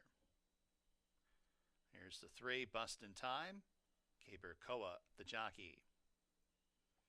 Number 4 is Amalada Lady, Nasario Alvarado. Number 5, Numeric, Christian Navarro. Number 6 is Tamaki and Juan Diaz. Number 7, Dr. G and Alley. Jackie Davis partners up. Post time in approximately 5 minutes.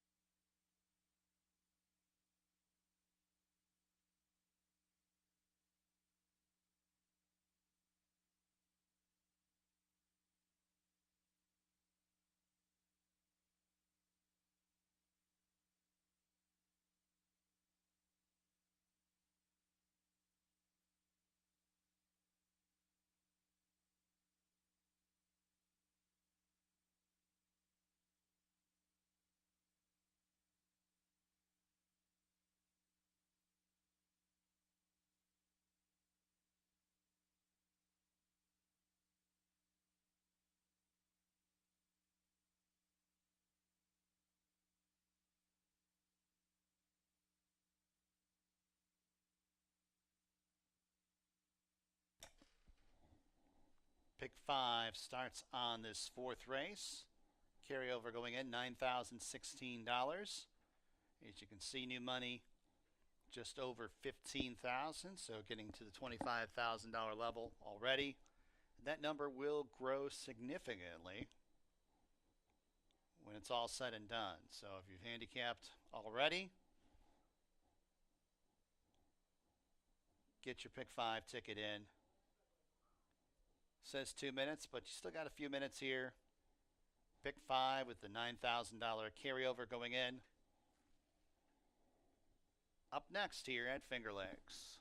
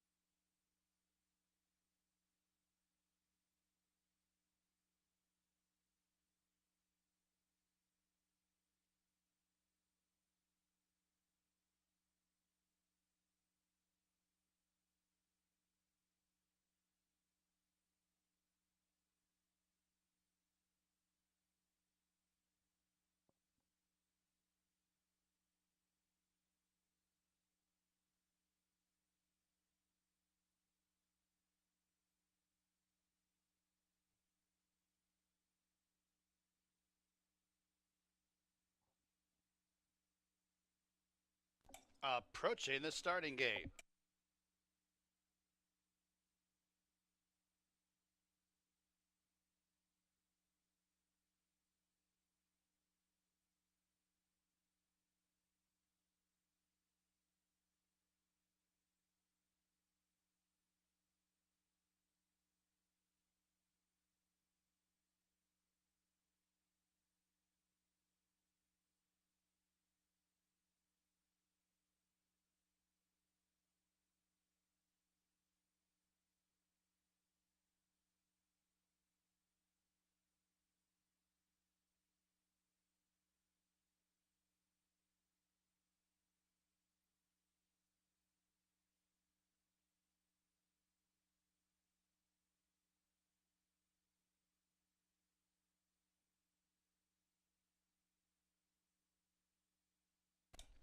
And the fillies and mares have arrived at the gate for race number 4 from Finger Lakes. Start of the late 50-cent pick 5, 9,000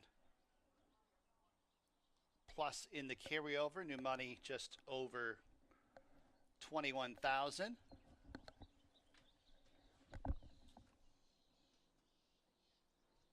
The Shoe Lady going up.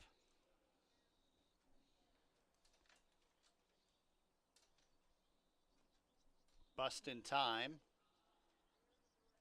Amalada Lady.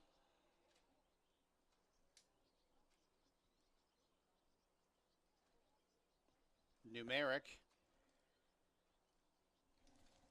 Tamaki and Dr. G and Alley. For 31,000 in new money. With just a horse or two left to go into line. Dr. G and Alley to the outside.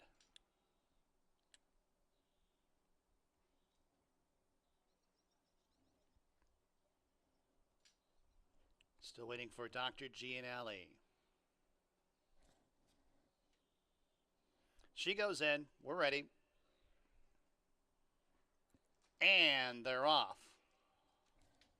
It's Bust in Time who blasts out for the front end. Dr. G and Alley on the far outside. Everyone's lining up. Here's the Shoe Lady at the fence who was near the back early on, now up into the lead.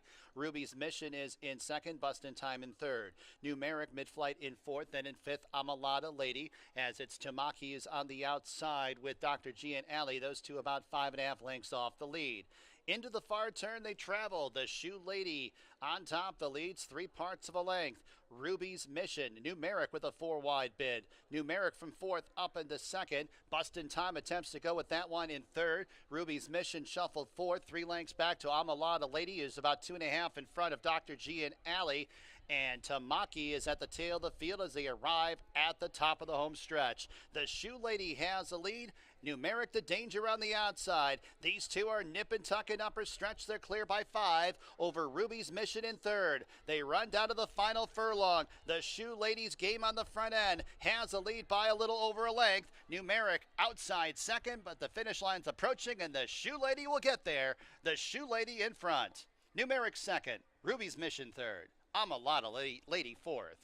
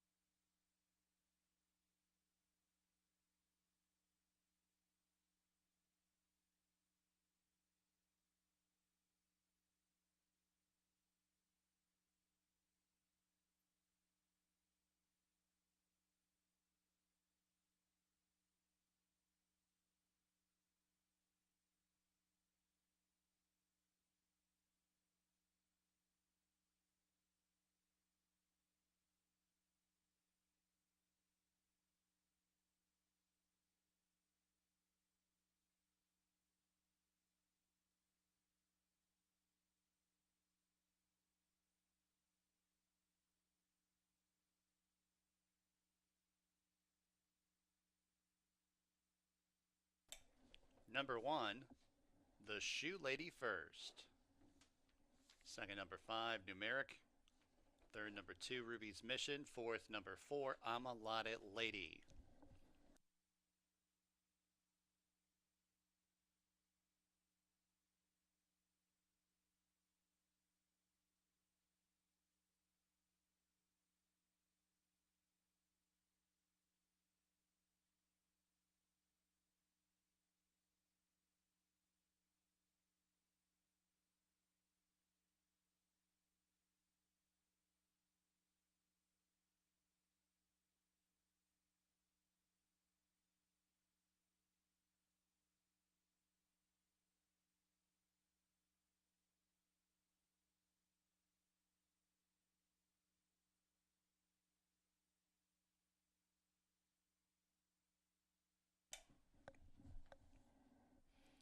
Fourth race official, the Shoe Lady pays $4 to win.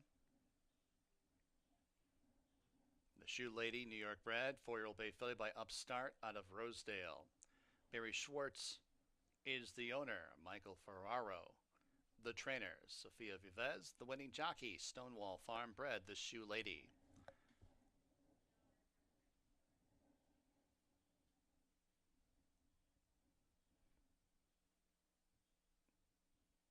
Double, 34.20.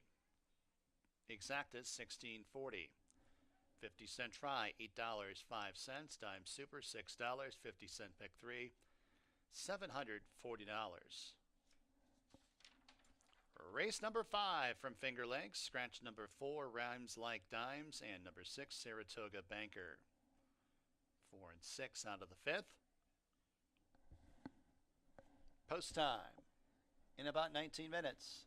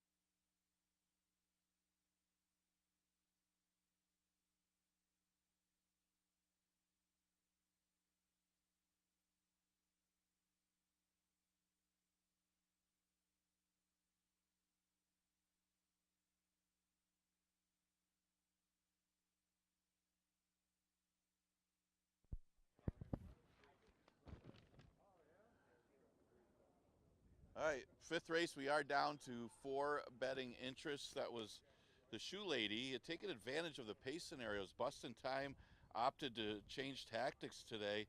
It was the Shoe Lady able to heads up ride by Sophia Vivas to send that horse to the front end. Got the jump on Numeric, who had to also make an early move because of the tactics of Bustin' Time. And those turned out to be those two to the wire, but the Shoe Lady got the jump on them with a very smart ride, and that one gets the victory for trainer Michael S. Ferraro. Now we go to the fifth, and remember, there's a scratch of the 4, Rhymes Like Dimes, and the 6, Saratoga Banker. So you're left with the 4 betting interest, and look at it right now. I mean, I don't expect the odds to stay like this. As you got a horse that's been pretty dominant here at Finger Lakes, talking about busting away, going through these allowance conditions. He has not lost except for in a Stallion Series race on the turf at the Belmont and Aqueduct meet. Now, he wasn't as impressive last time, but it was his first start since July of last year, and he did what he had to do. He had to work a little bit to get by the speed of Sharp has, but you would expect him to be sharper today, second start off the layoff. And again, he's a perfect 4 for 4 here at Finger Lakes and a perfect 5 for 5 on the dirt. So hard to go against a horse like this, especially with the scratch of Saratoga Banker. It does change the complexion of this race, where he can be a little more aggressive and get the lead in here, or at least be out there with New York Anthem, who could take the initiative in there trying to pull off the minor upset. Don't Lose Cruz is taking some early money, but keep in mind, Don't Lose Cruz takes early money every time he runs. And he's finished behind Bustin' Away every time they've run against each other. And unfortunately, he does catch some tough horses like Bustin' Away and Runaway Joke. I mean, Runaway Joke is pretty tough. Of course, Royal Suspects was pretty good in those route races too. So he does have a lot more seconds than victories, but he's also running against horses like this one, Bustin' Away, and Runaway Joke, who's one of the horses that is up for Horse of the Year from last year. New York Anthem's always sharp in the spring, at least going back to last year. He only ran 4 times in 2024. He won 3 of them, and he won his first start off the layoff running down Saratoga Banker. He could be sharp enough that he could be the competition to Bustin' Away, who would expect to be a much heavier favorite than what he is right now. So no try, no super, no show, but we do start the late pick 4 with race number 5.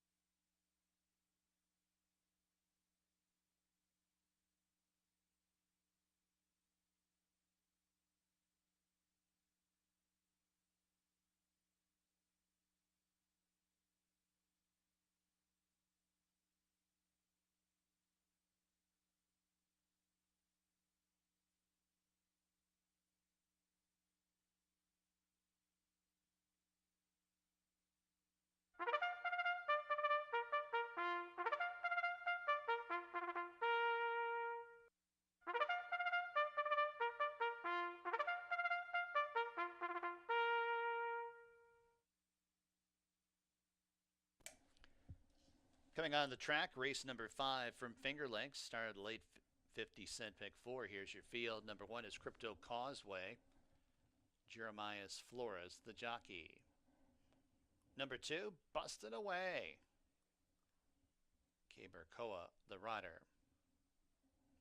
Number 3, New York Anthem with Andre Worry. Scratch the 4. Number 5, Don't Lose Cruz and Luis Perez. And scratch the 6. Post time in approximately 4 minutes.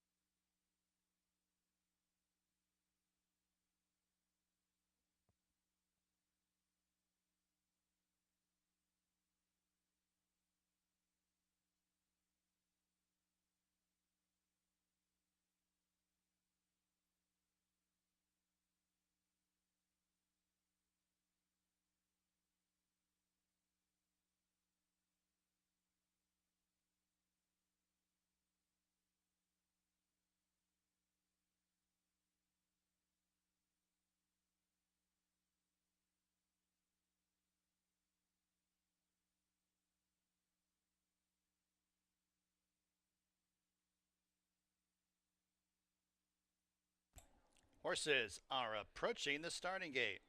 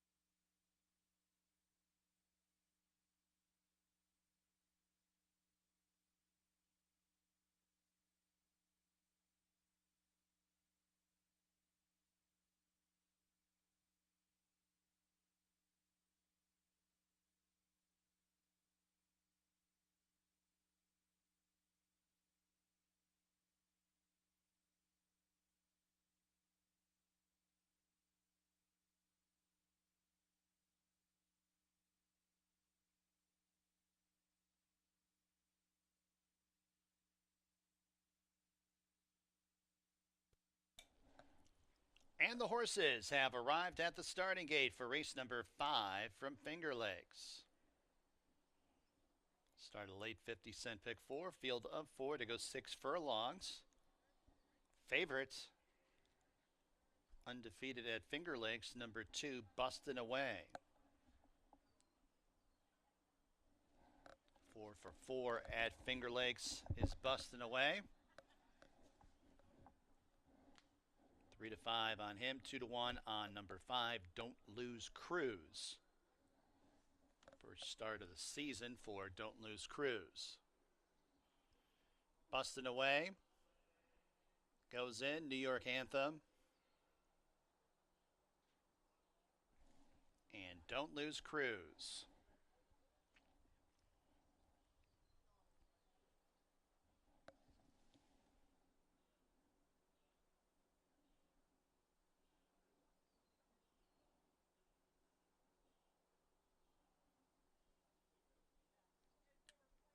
They're all in the gate. And they're off. Don't Lose Cruise wins the break and fires out for the lead. Bustin' Away, displaying speed in second. A margin of 2 lengths back to New York Anthem in third, and then about 4 lengths to Crypto Causeway, who's in the fourth and trailing position. Don't Lose Cruise with a slender lead over Bustin' Away. Now they're on even terms. They're clear by about 3 lengths. New York Anthem is a clear-cut third, then about 6 lengths back to Crypto Causeway, who trails the field. On to the turn, 3 furlongs from the winning line. Don't Lose Cruise and Bustin' Away. They've been in match race mode for the last furlong and a half. Still clear by 3. New York Anthem spying on the speed in third, and 5 lengths back to Crypto Causeway, who trails the field as they arrive at the top of the stretch. Bustin' Away cuts the corner. Don't Lose Cruise alongside. They're clear by 3 lengths. Crypto Causeway is up into third, and Crypto Causeway has a big time chance here. 1 furlong to go. Bustin' Away softened up. And here's Crypto Causeway. Crypto Causeway sweeping on by. A big long shot at 16 to 1. Bustin' Away second. New York Anthem third. Don't Lose Cruise fourth.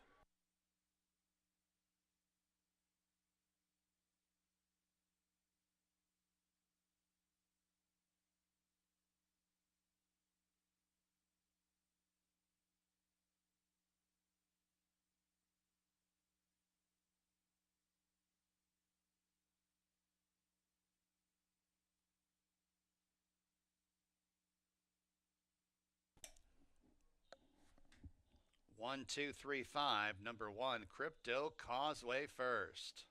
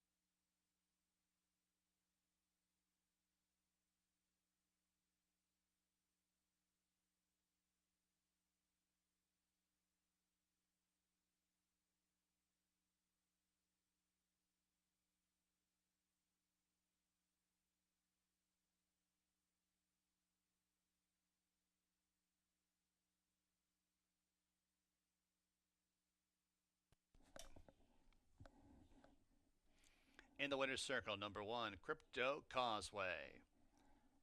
New York bred, 6-year-old Bay Gelding by First Samurai out of Unauthorized. Donna Beretta, owner-trainer. Jeremias Flores, the winning jockey. Linda McConnell and Bruce McConnell bred Crypto Causeway. It's official, $35. To win, Daily Double, $95.50. Exacta, $76.50. 50-cent pick 3, $154. 4 or 5 in the pick 5, $1,941.25. Race 6 from Finger Lakes. Put Chris Elliott on 7 Bisa. I'll put Andre Warry on number 4 Practical Rachel. And put Joel Cruz on number 9 Mia Nipotina.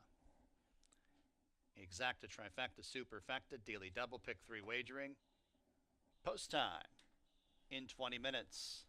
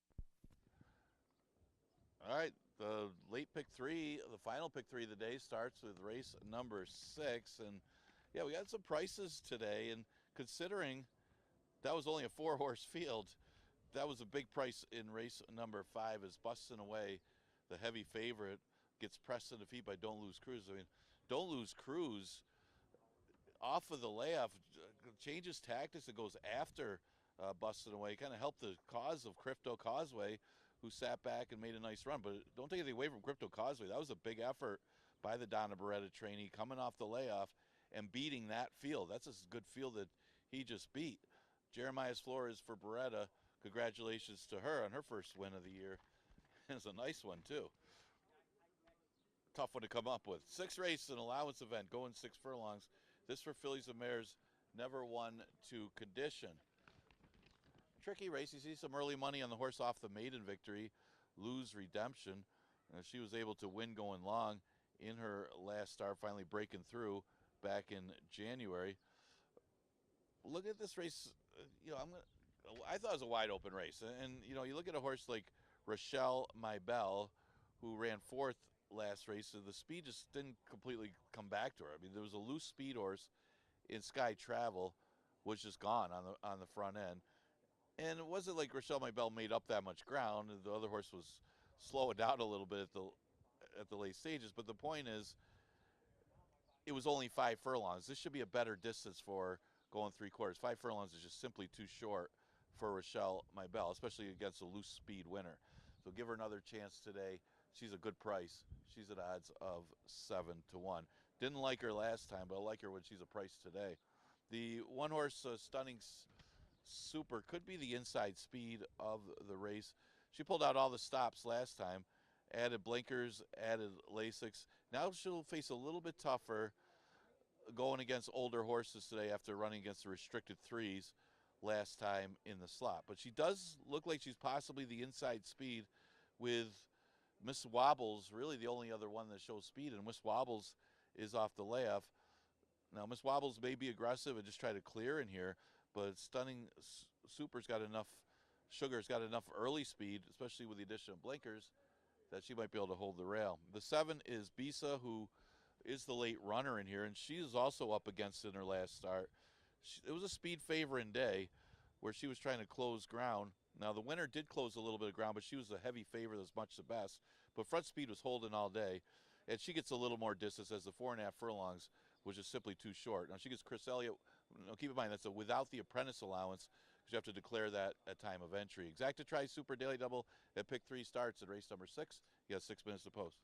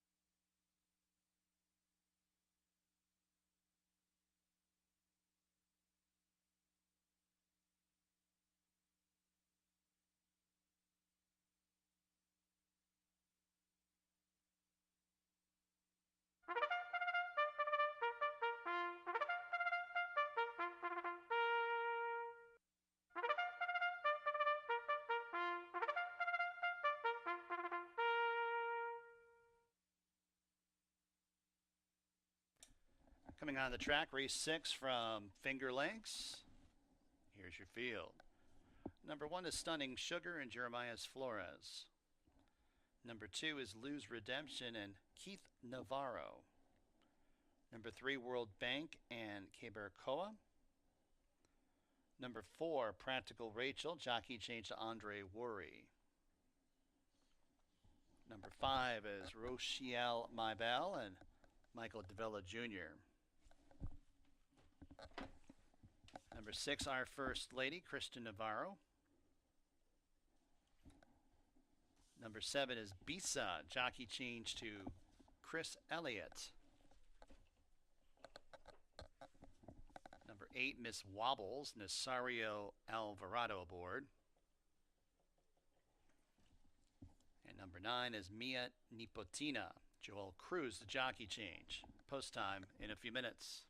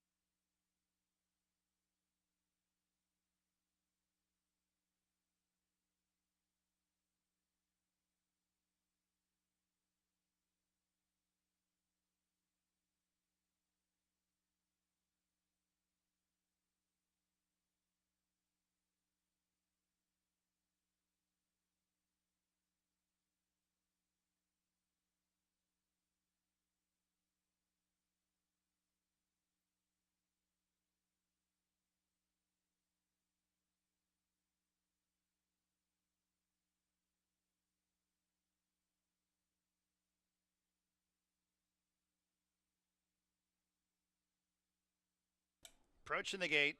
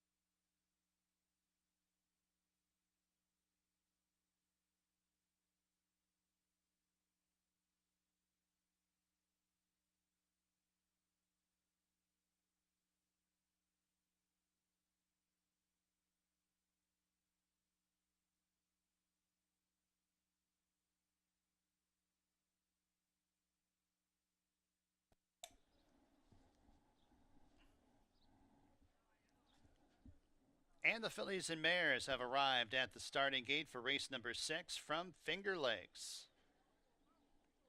Got a field of 9 to go 6 furlongs. 8-5 on number 2, Lose Redemption.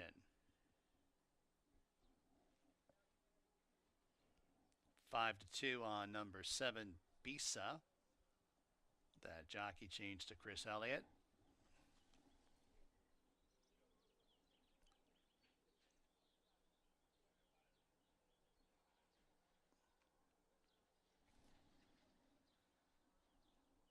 Field loading up for race number 6.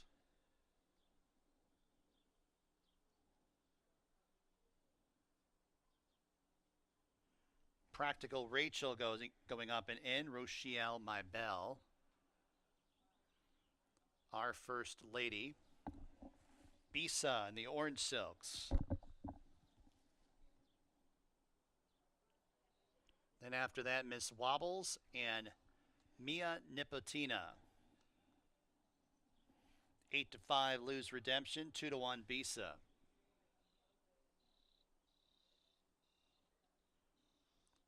One out. Mia Nipotina. They're all in the gate.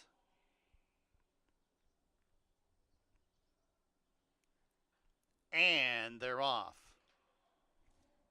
It's World Bank who's barreling out for the front end. Miss Wobbles on the outside. And here's Stunning Sugar at the fence. Stunning Sugar sticks the head in front of World Bank in second. Miss Wobbles tracks in third. 2 lengths, Lose Redemption in fourth, who's about 3 lengths in front of Bisa in fifth. 6th place, Our First Lady of the Gray is about 2 lengths in front of Mia Nipotina, is about 8.5 lengths off the lead. Rochelle My Belle's in second last, and a margin of 4 to Practical Rachel, who's at the tail of the field on the turn. Stunning Sugar has the lead with 3 furlongs to go. The lead's 3 parts of a length over World Bank, shoved upon in second. Lose Redemption seems to have some run, but needs some running room. Miss Wobbles will be stuck out a little bit wide. Bisa from the back of the pack, orange colors, only 3.5 lengths off the lead, also in some traffic as they arrive at the top of the stretch. Stunning Sugar gets the jump on the field, has a lead by about 2.5 lengths. Lose Redemption has clear running room if good enough. In second will try and run down Stunning Sugar. Stunning Sugar is all out. Lose Redemption not giving up on the outside, and then it's World Bank. They come down to the winning line. It's Lose Redemption who wrestles that lead away from Stunning Sugar for the win.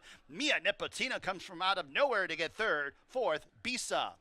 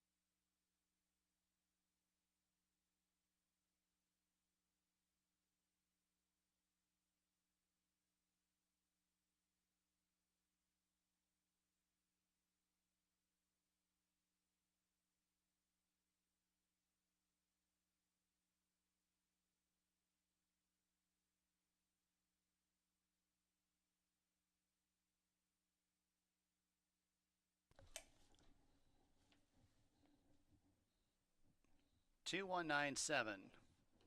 In race 6, number 2, Lose Redemption first. 6 furlongs, 113.36.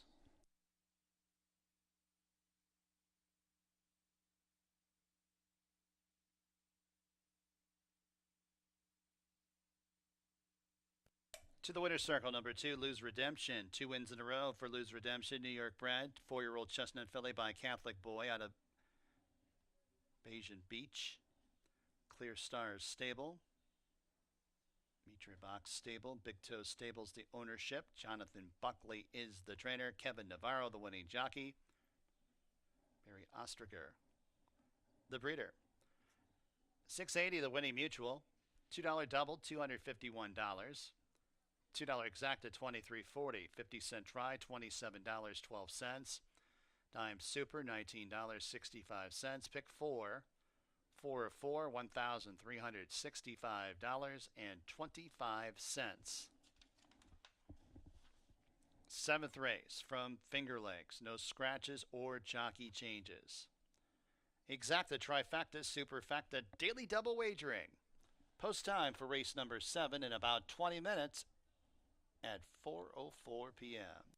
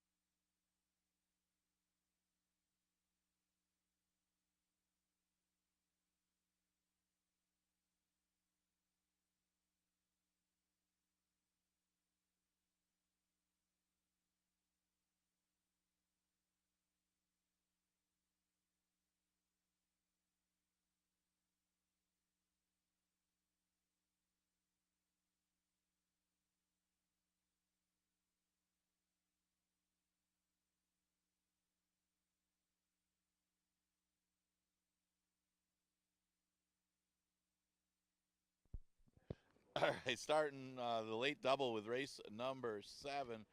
And yeah, John Buckley and Kevin Navarro have had a great start to this season. Lose Redemption off the maiden win makes it 2 in a row with a good-looking performance there to start off the late pick 3.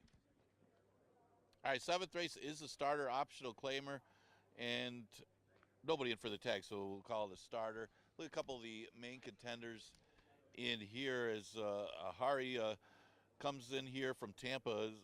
Nice place to be is here at Finger Lakes when you're a New York bred. And this is a 4-time winner, and you look at half of this field are 3-time winners. So it's a nice spot because there's some of them that are eligible for the 4-lifetime condition. Except for, Coach Bahi's a 10-time winner. That horse should be pretty tough. But you look at the numbers of Hari. He was claimed for 5, won that race, ran second against a tough group against Open 6250, a little over his head against the Open 10s at Tampa, but finding this mostly state breds here in the starter allowance condition automatically makes him a strong player. Now the 5-horse Coach Bahi, he's good at any distance. It seems like this would be one of his better distances, even though he's only 0 for 1 or 1 for 11 at this particular distance. But he was sharp off the layoff. He didn't beat the strongest of fields, but the fact that he beat them off the layoff at 4.5 says a lot. And again, these connections have been pretty good to start off the season and look like the main contender to Hari. And the horse did show some tactical sprint speed in that race, so we normally see some good route speed from Coach Bahi, and you would think that he'll be in the race early with 30 Oysters, who would be the expected speed player in this race. Other horses to consider in here, you got the 2-horse for Charles. This one should have some bottom to him, running in route races at Tampa. Comes off a second-place finish there against their bottoms, against their 1 in 6 months bottoms. So should be competitive against our starters off of that effort. Just the recency should help the chances of Fort Charles. Look at some other ones. You got the entry, you got speed in the closer with 30 Oysters. Mainly Anointed Spirit. Some of the numbers for Anointed Spirit are good. Even though he's in those lifetime bottoms last year, he was very consistent in running his race and beating some drop downs when he faced them in the $5,000 condition. So he's capable. He just may need a route coming off that layoff. He's had the 1 sprint, the 5 furlong race, and that was against New York Anthem and Saratoga Banker. Way too tough in that spot. So this should actually be easier for Anointed Spirit if he's fit enough to get the mile. So that's some of the contenders for a pretty good starter allowance condition. Exacta Tri Super and Daily Double offered in this 7th race.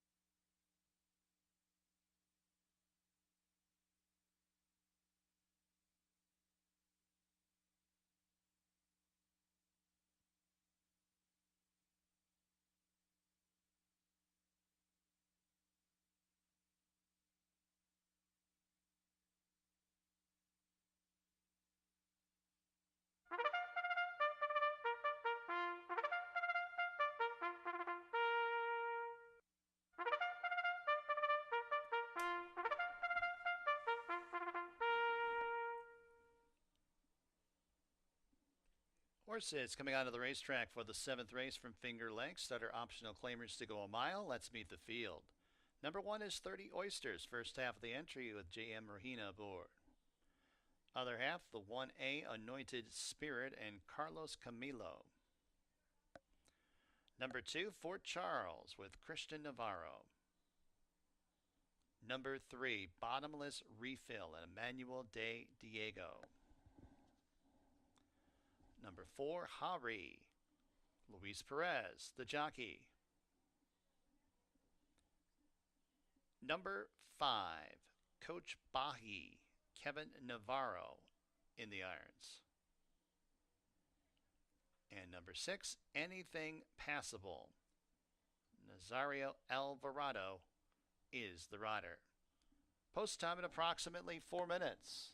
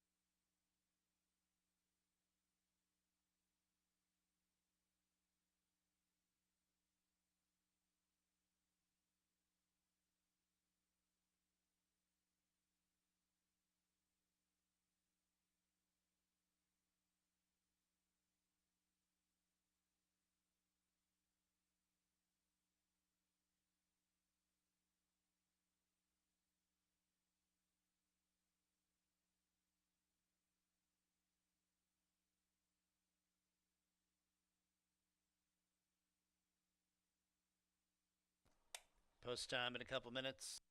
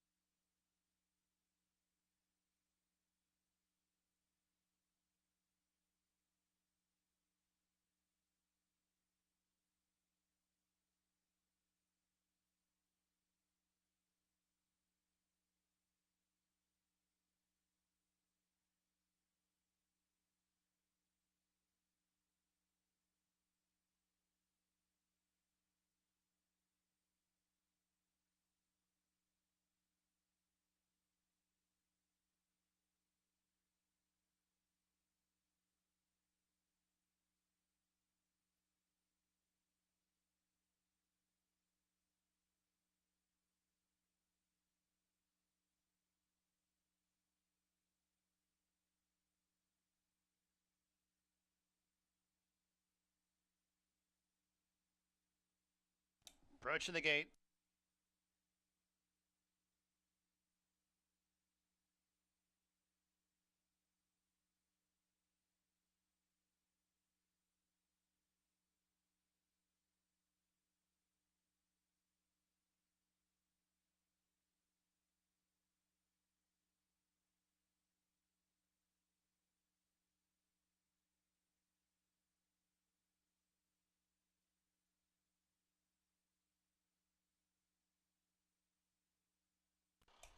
And the horses have arrived at the starting gate for race number 7 from Finger Lakes.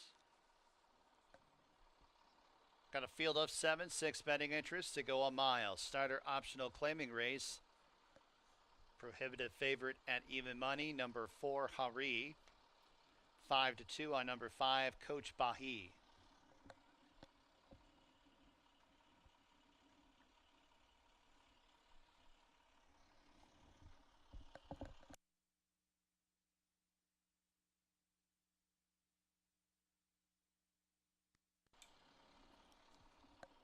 Coach Bahi going up and in, 30 Oysters. Anything Passable and Anointed Spirit.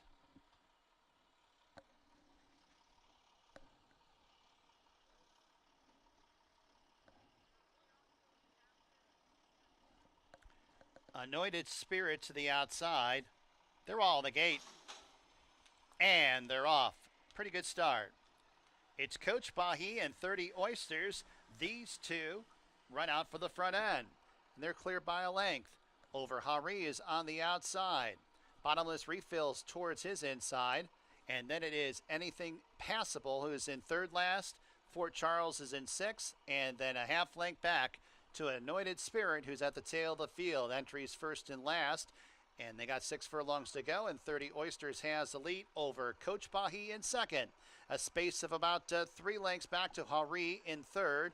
Bottomless refill towards the inside. Fourth, Fort Charles able to split rivals in fifth. Able to get up into a joint third. As Anything Passable 4 wide up the backstretch. 4 lengths off the lead. And 2 lengths to Anointed Spirit, who trails the field. Half mile to go in this race. 30 Oysters on top. Coach Bahi is in second. Fort Charles is in about the 4 path. Bottomless Refill in a tough and tight spot at the fence, getting shuffled in 4th. Then in 5th, that is Hari, and 3.5 lengths off the lead is him. 2 lengths to Anointed Spirit in second last, and Anything Passable trails the field. 3 across the track as they wind their way to the quarter pole. Coach Bahi has the lead over 30 Oysters. Fort Charles on the extreme outside, and Fort Charles challenging for the top spot and upper stretch. Fort Charles gets that lead over Coach Bahi as it's Bottomless Refill on the outside, and Bottomless Refill's closing in. 16th to go. It's Fort Charles and Bottomless Refill. One of these two will win it. Fort Charles's game. Bottomless Refill surging late. Here's the winning line. Fort Charles towards the rail, towards the inside, if you will, over Bottomless Refill. Then it was a photo for third.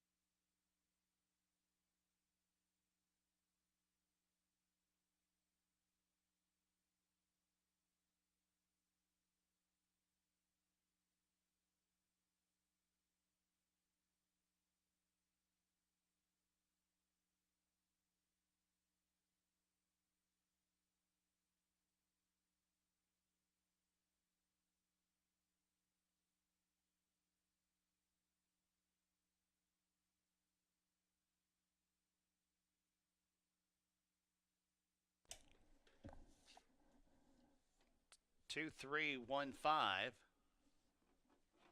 Number 2, Fort Charles first.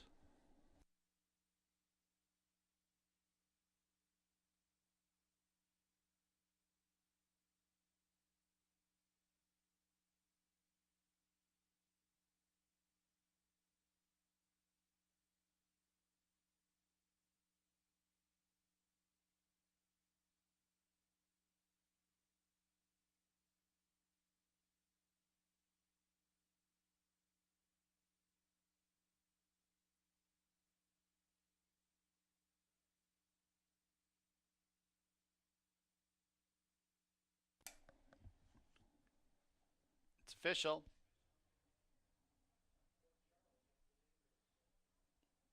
Fort Charles pays $8 to win.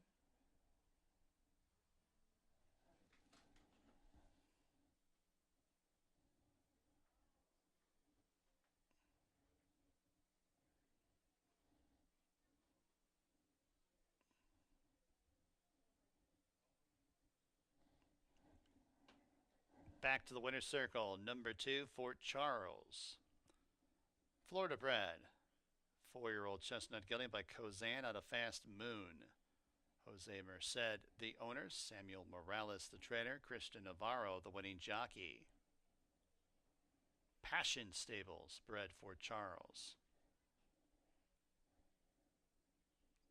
Double $37.40, exacta $36.40, 50-cent try $48.87, dime super $23.90. Eighth and final, Finger Lakes, scratch number 1, Call Me Calvin. Put Christian Navarro on number 6, Tip of the Boot. Exacta trifecta superfecta wagering.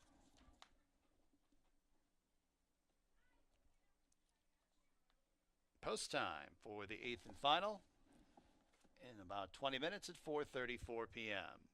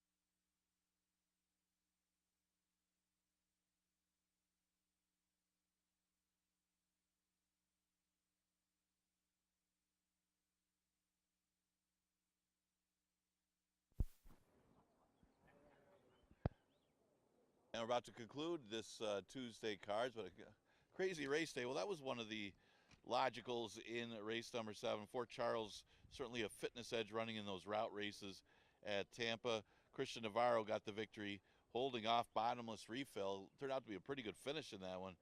Sam Morales gets the victory at race number 7. Well, hopefully you're alive in the pick 5. The pick 5s have been big today. Look at the early one. The early pick 5 today, that was the one that is a mandatory payout. It paid 4 out of 5, but 4 out of 5 paid $1,900 plus. Well, this one, which is not a mandatory payout, but they are paying, if you look at the will pays, good luck if you're alive. You got a chance for some pretty good payout for today's late pick 5. Remember, we had the $9,000 carryover going in. Now you're looking at possibly $6,000, $7,000, $8,000 pick 5s. A lot to do with Donna Beretta's horse early in the day. Donna Beretta, in a short field, was able to pull off an upset. We've had a few of them today, but Crypto Causeway was one of the bigger upsets that you've seen all day. And then, of course, you had in the early one, you had Joyful Departure for Carl Grusmark at a big price, was able to pull off the upset for Jackie Davis in race number 2. Well, we'll see what happens here in the last race. It's a $5,000 maiden claimer to conclude the day. We scratched the 1, Call Me Calvin. And you got some drop downs in here, including a significant drop in the 5, Mischief Exposed. This one does not stop in the middle, goes all the way from maiden special weight right down to rock bottom here at 5,000, and comes out of a good race. The horse that won was an easy winner, one drawing away by a lot of length. So the margin of defeat in the finish isn't as bad as it looks, considering the winner won so easily. It's not like this horse was that far behind the second place horse in that maiden special weight. It wasn't that badly beaten going 4.5 the race before. Probably wants a little more distance anyway. Maybe 5.5 would be in this one's wheelhouse, but he gets 6 furlongs today. But the big thing is dropping in class to 5,000 automatically makes this horse a strong player in the last race. Another drop down is the 3, Frankie R. But Frankie R has been here before. He ran for 5,000 in November, running in route races for 5,000. Recent races, though, at the $10,000 level at Tampa was somewhat competitive. Actually, his last race was one of his better races. He's a little more at the mercy of the pace, though, because he's a late runner at this 6 furlong distance. He's actually cutting back a little bit from the distances he's been going. The 7 is last vintage. Cabercoa ends up here instead of Frankie R. And last vintage was claimed out of his last start. His previous start was good, but keep in mind that's a restricted 3-year-old race versus the 3 and ups that he ran in the last time, and maybe he found that race a little too tough. So, you know, our bottoms here at 5,000, you'll have to face the older, but it might be actually be a little bit easier at this time of year than the Turf Paradise race that he comes out of. And he certainly should be fit enough, and he's a big threat in here at a little bit of a price. He's currently at odds of 5 to 1. The 2 horses Saratoga Weekend. Saratoga Weekend has only had a few starts. They were all as a 4-year-old, and he was getting a little closer. Did have a 3rd place finish at the 11 and 9 level. Now he drops again to 5 to start out the 2025 season. But his form, especially for this stable, hasn't been that good. Maybe the bottom level could wake him up here off the freshening. Exacta Tri is super offered in today's last race. We'll continue live racing one more racing day this week. That'll be tomorrow with a 1 o'clock first post.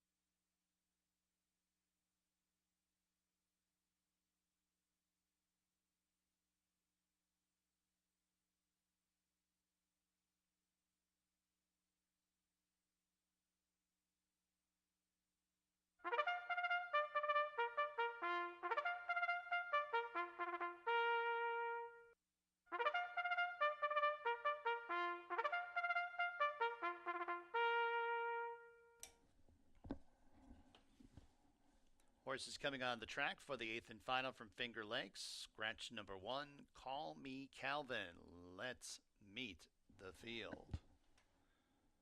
As the 2 is going off already. We'll start with 3. Frankie R. and Joel Cruz. Number 4 is One With Everything and John Barrios.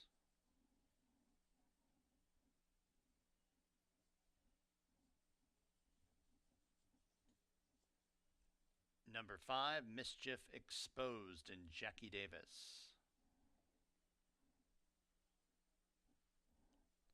Number 6, Tip of the Boot, jockey chain Christian Navarro. And number 7 is Last Vintage, Gaber Koa aboard. And the 2 Saratoga Weekend, Andre Worry. Post time in a few minutes.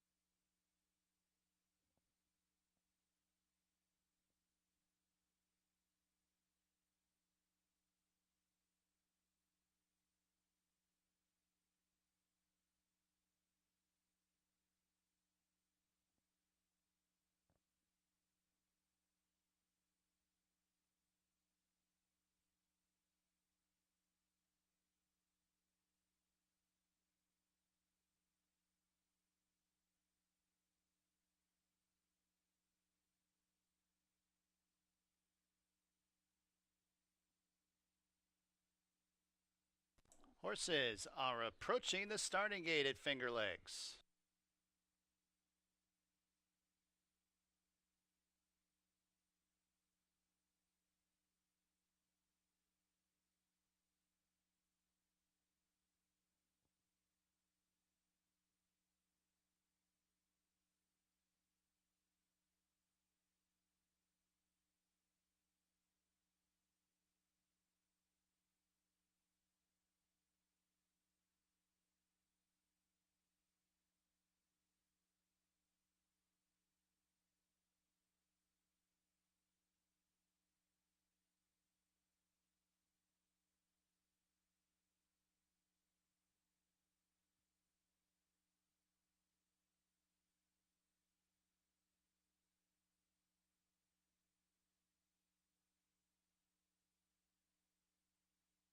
And the horses have arrived at the starting gate for the 8th and final from Finger Lakes. Good luck if you're alive in the pick 5. Some healthy payouts. Got a field of 6. Big favorite at 4 to 5. Number 5, Mischief Exposed.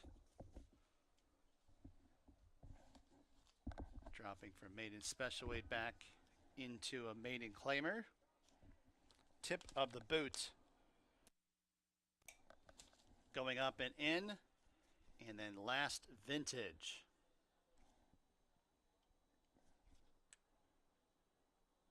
They're all in the gate. And they're off.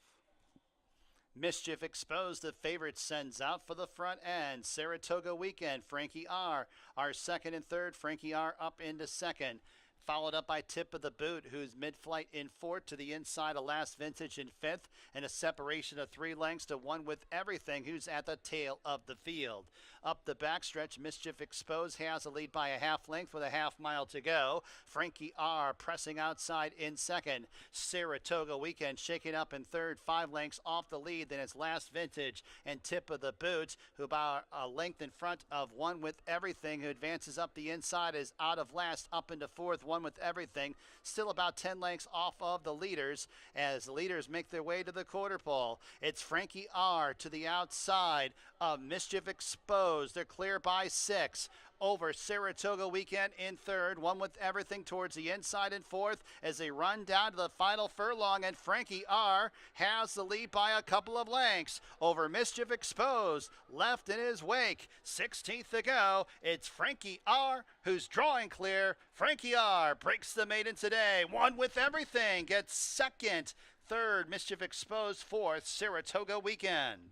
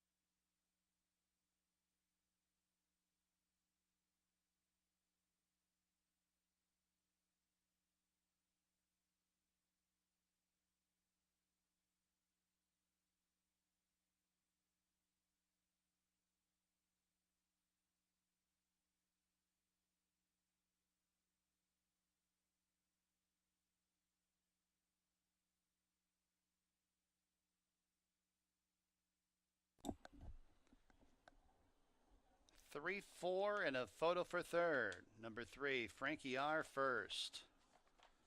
6 furlongs, 113.33.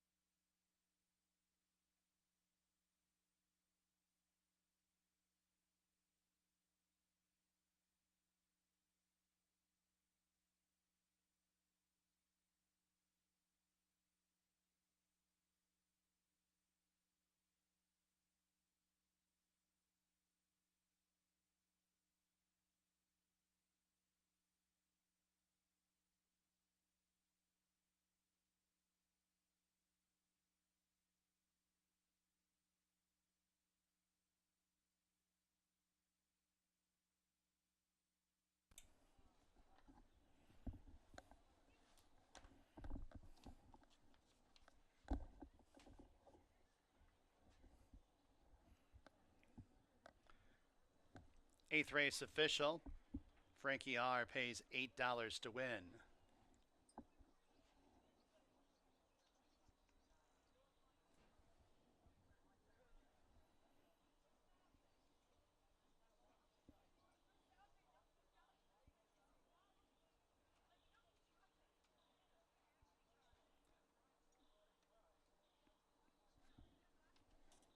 Back to the winner's circle. Number 3, Frankie R. New York bred, 4-year-old Chestnut Gelding by Majestic City out of Mary A. Horse and Hound Racing Stable owns. M. Anthony Ferraro is the trainer. Joel Cruz, the winning jockey. Scott Ronda bred Frankie R.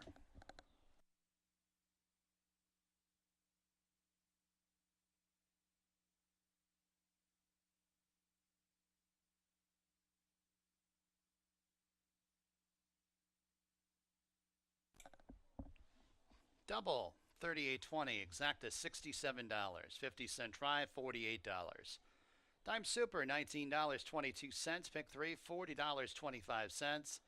Pick 4, $1,048.25.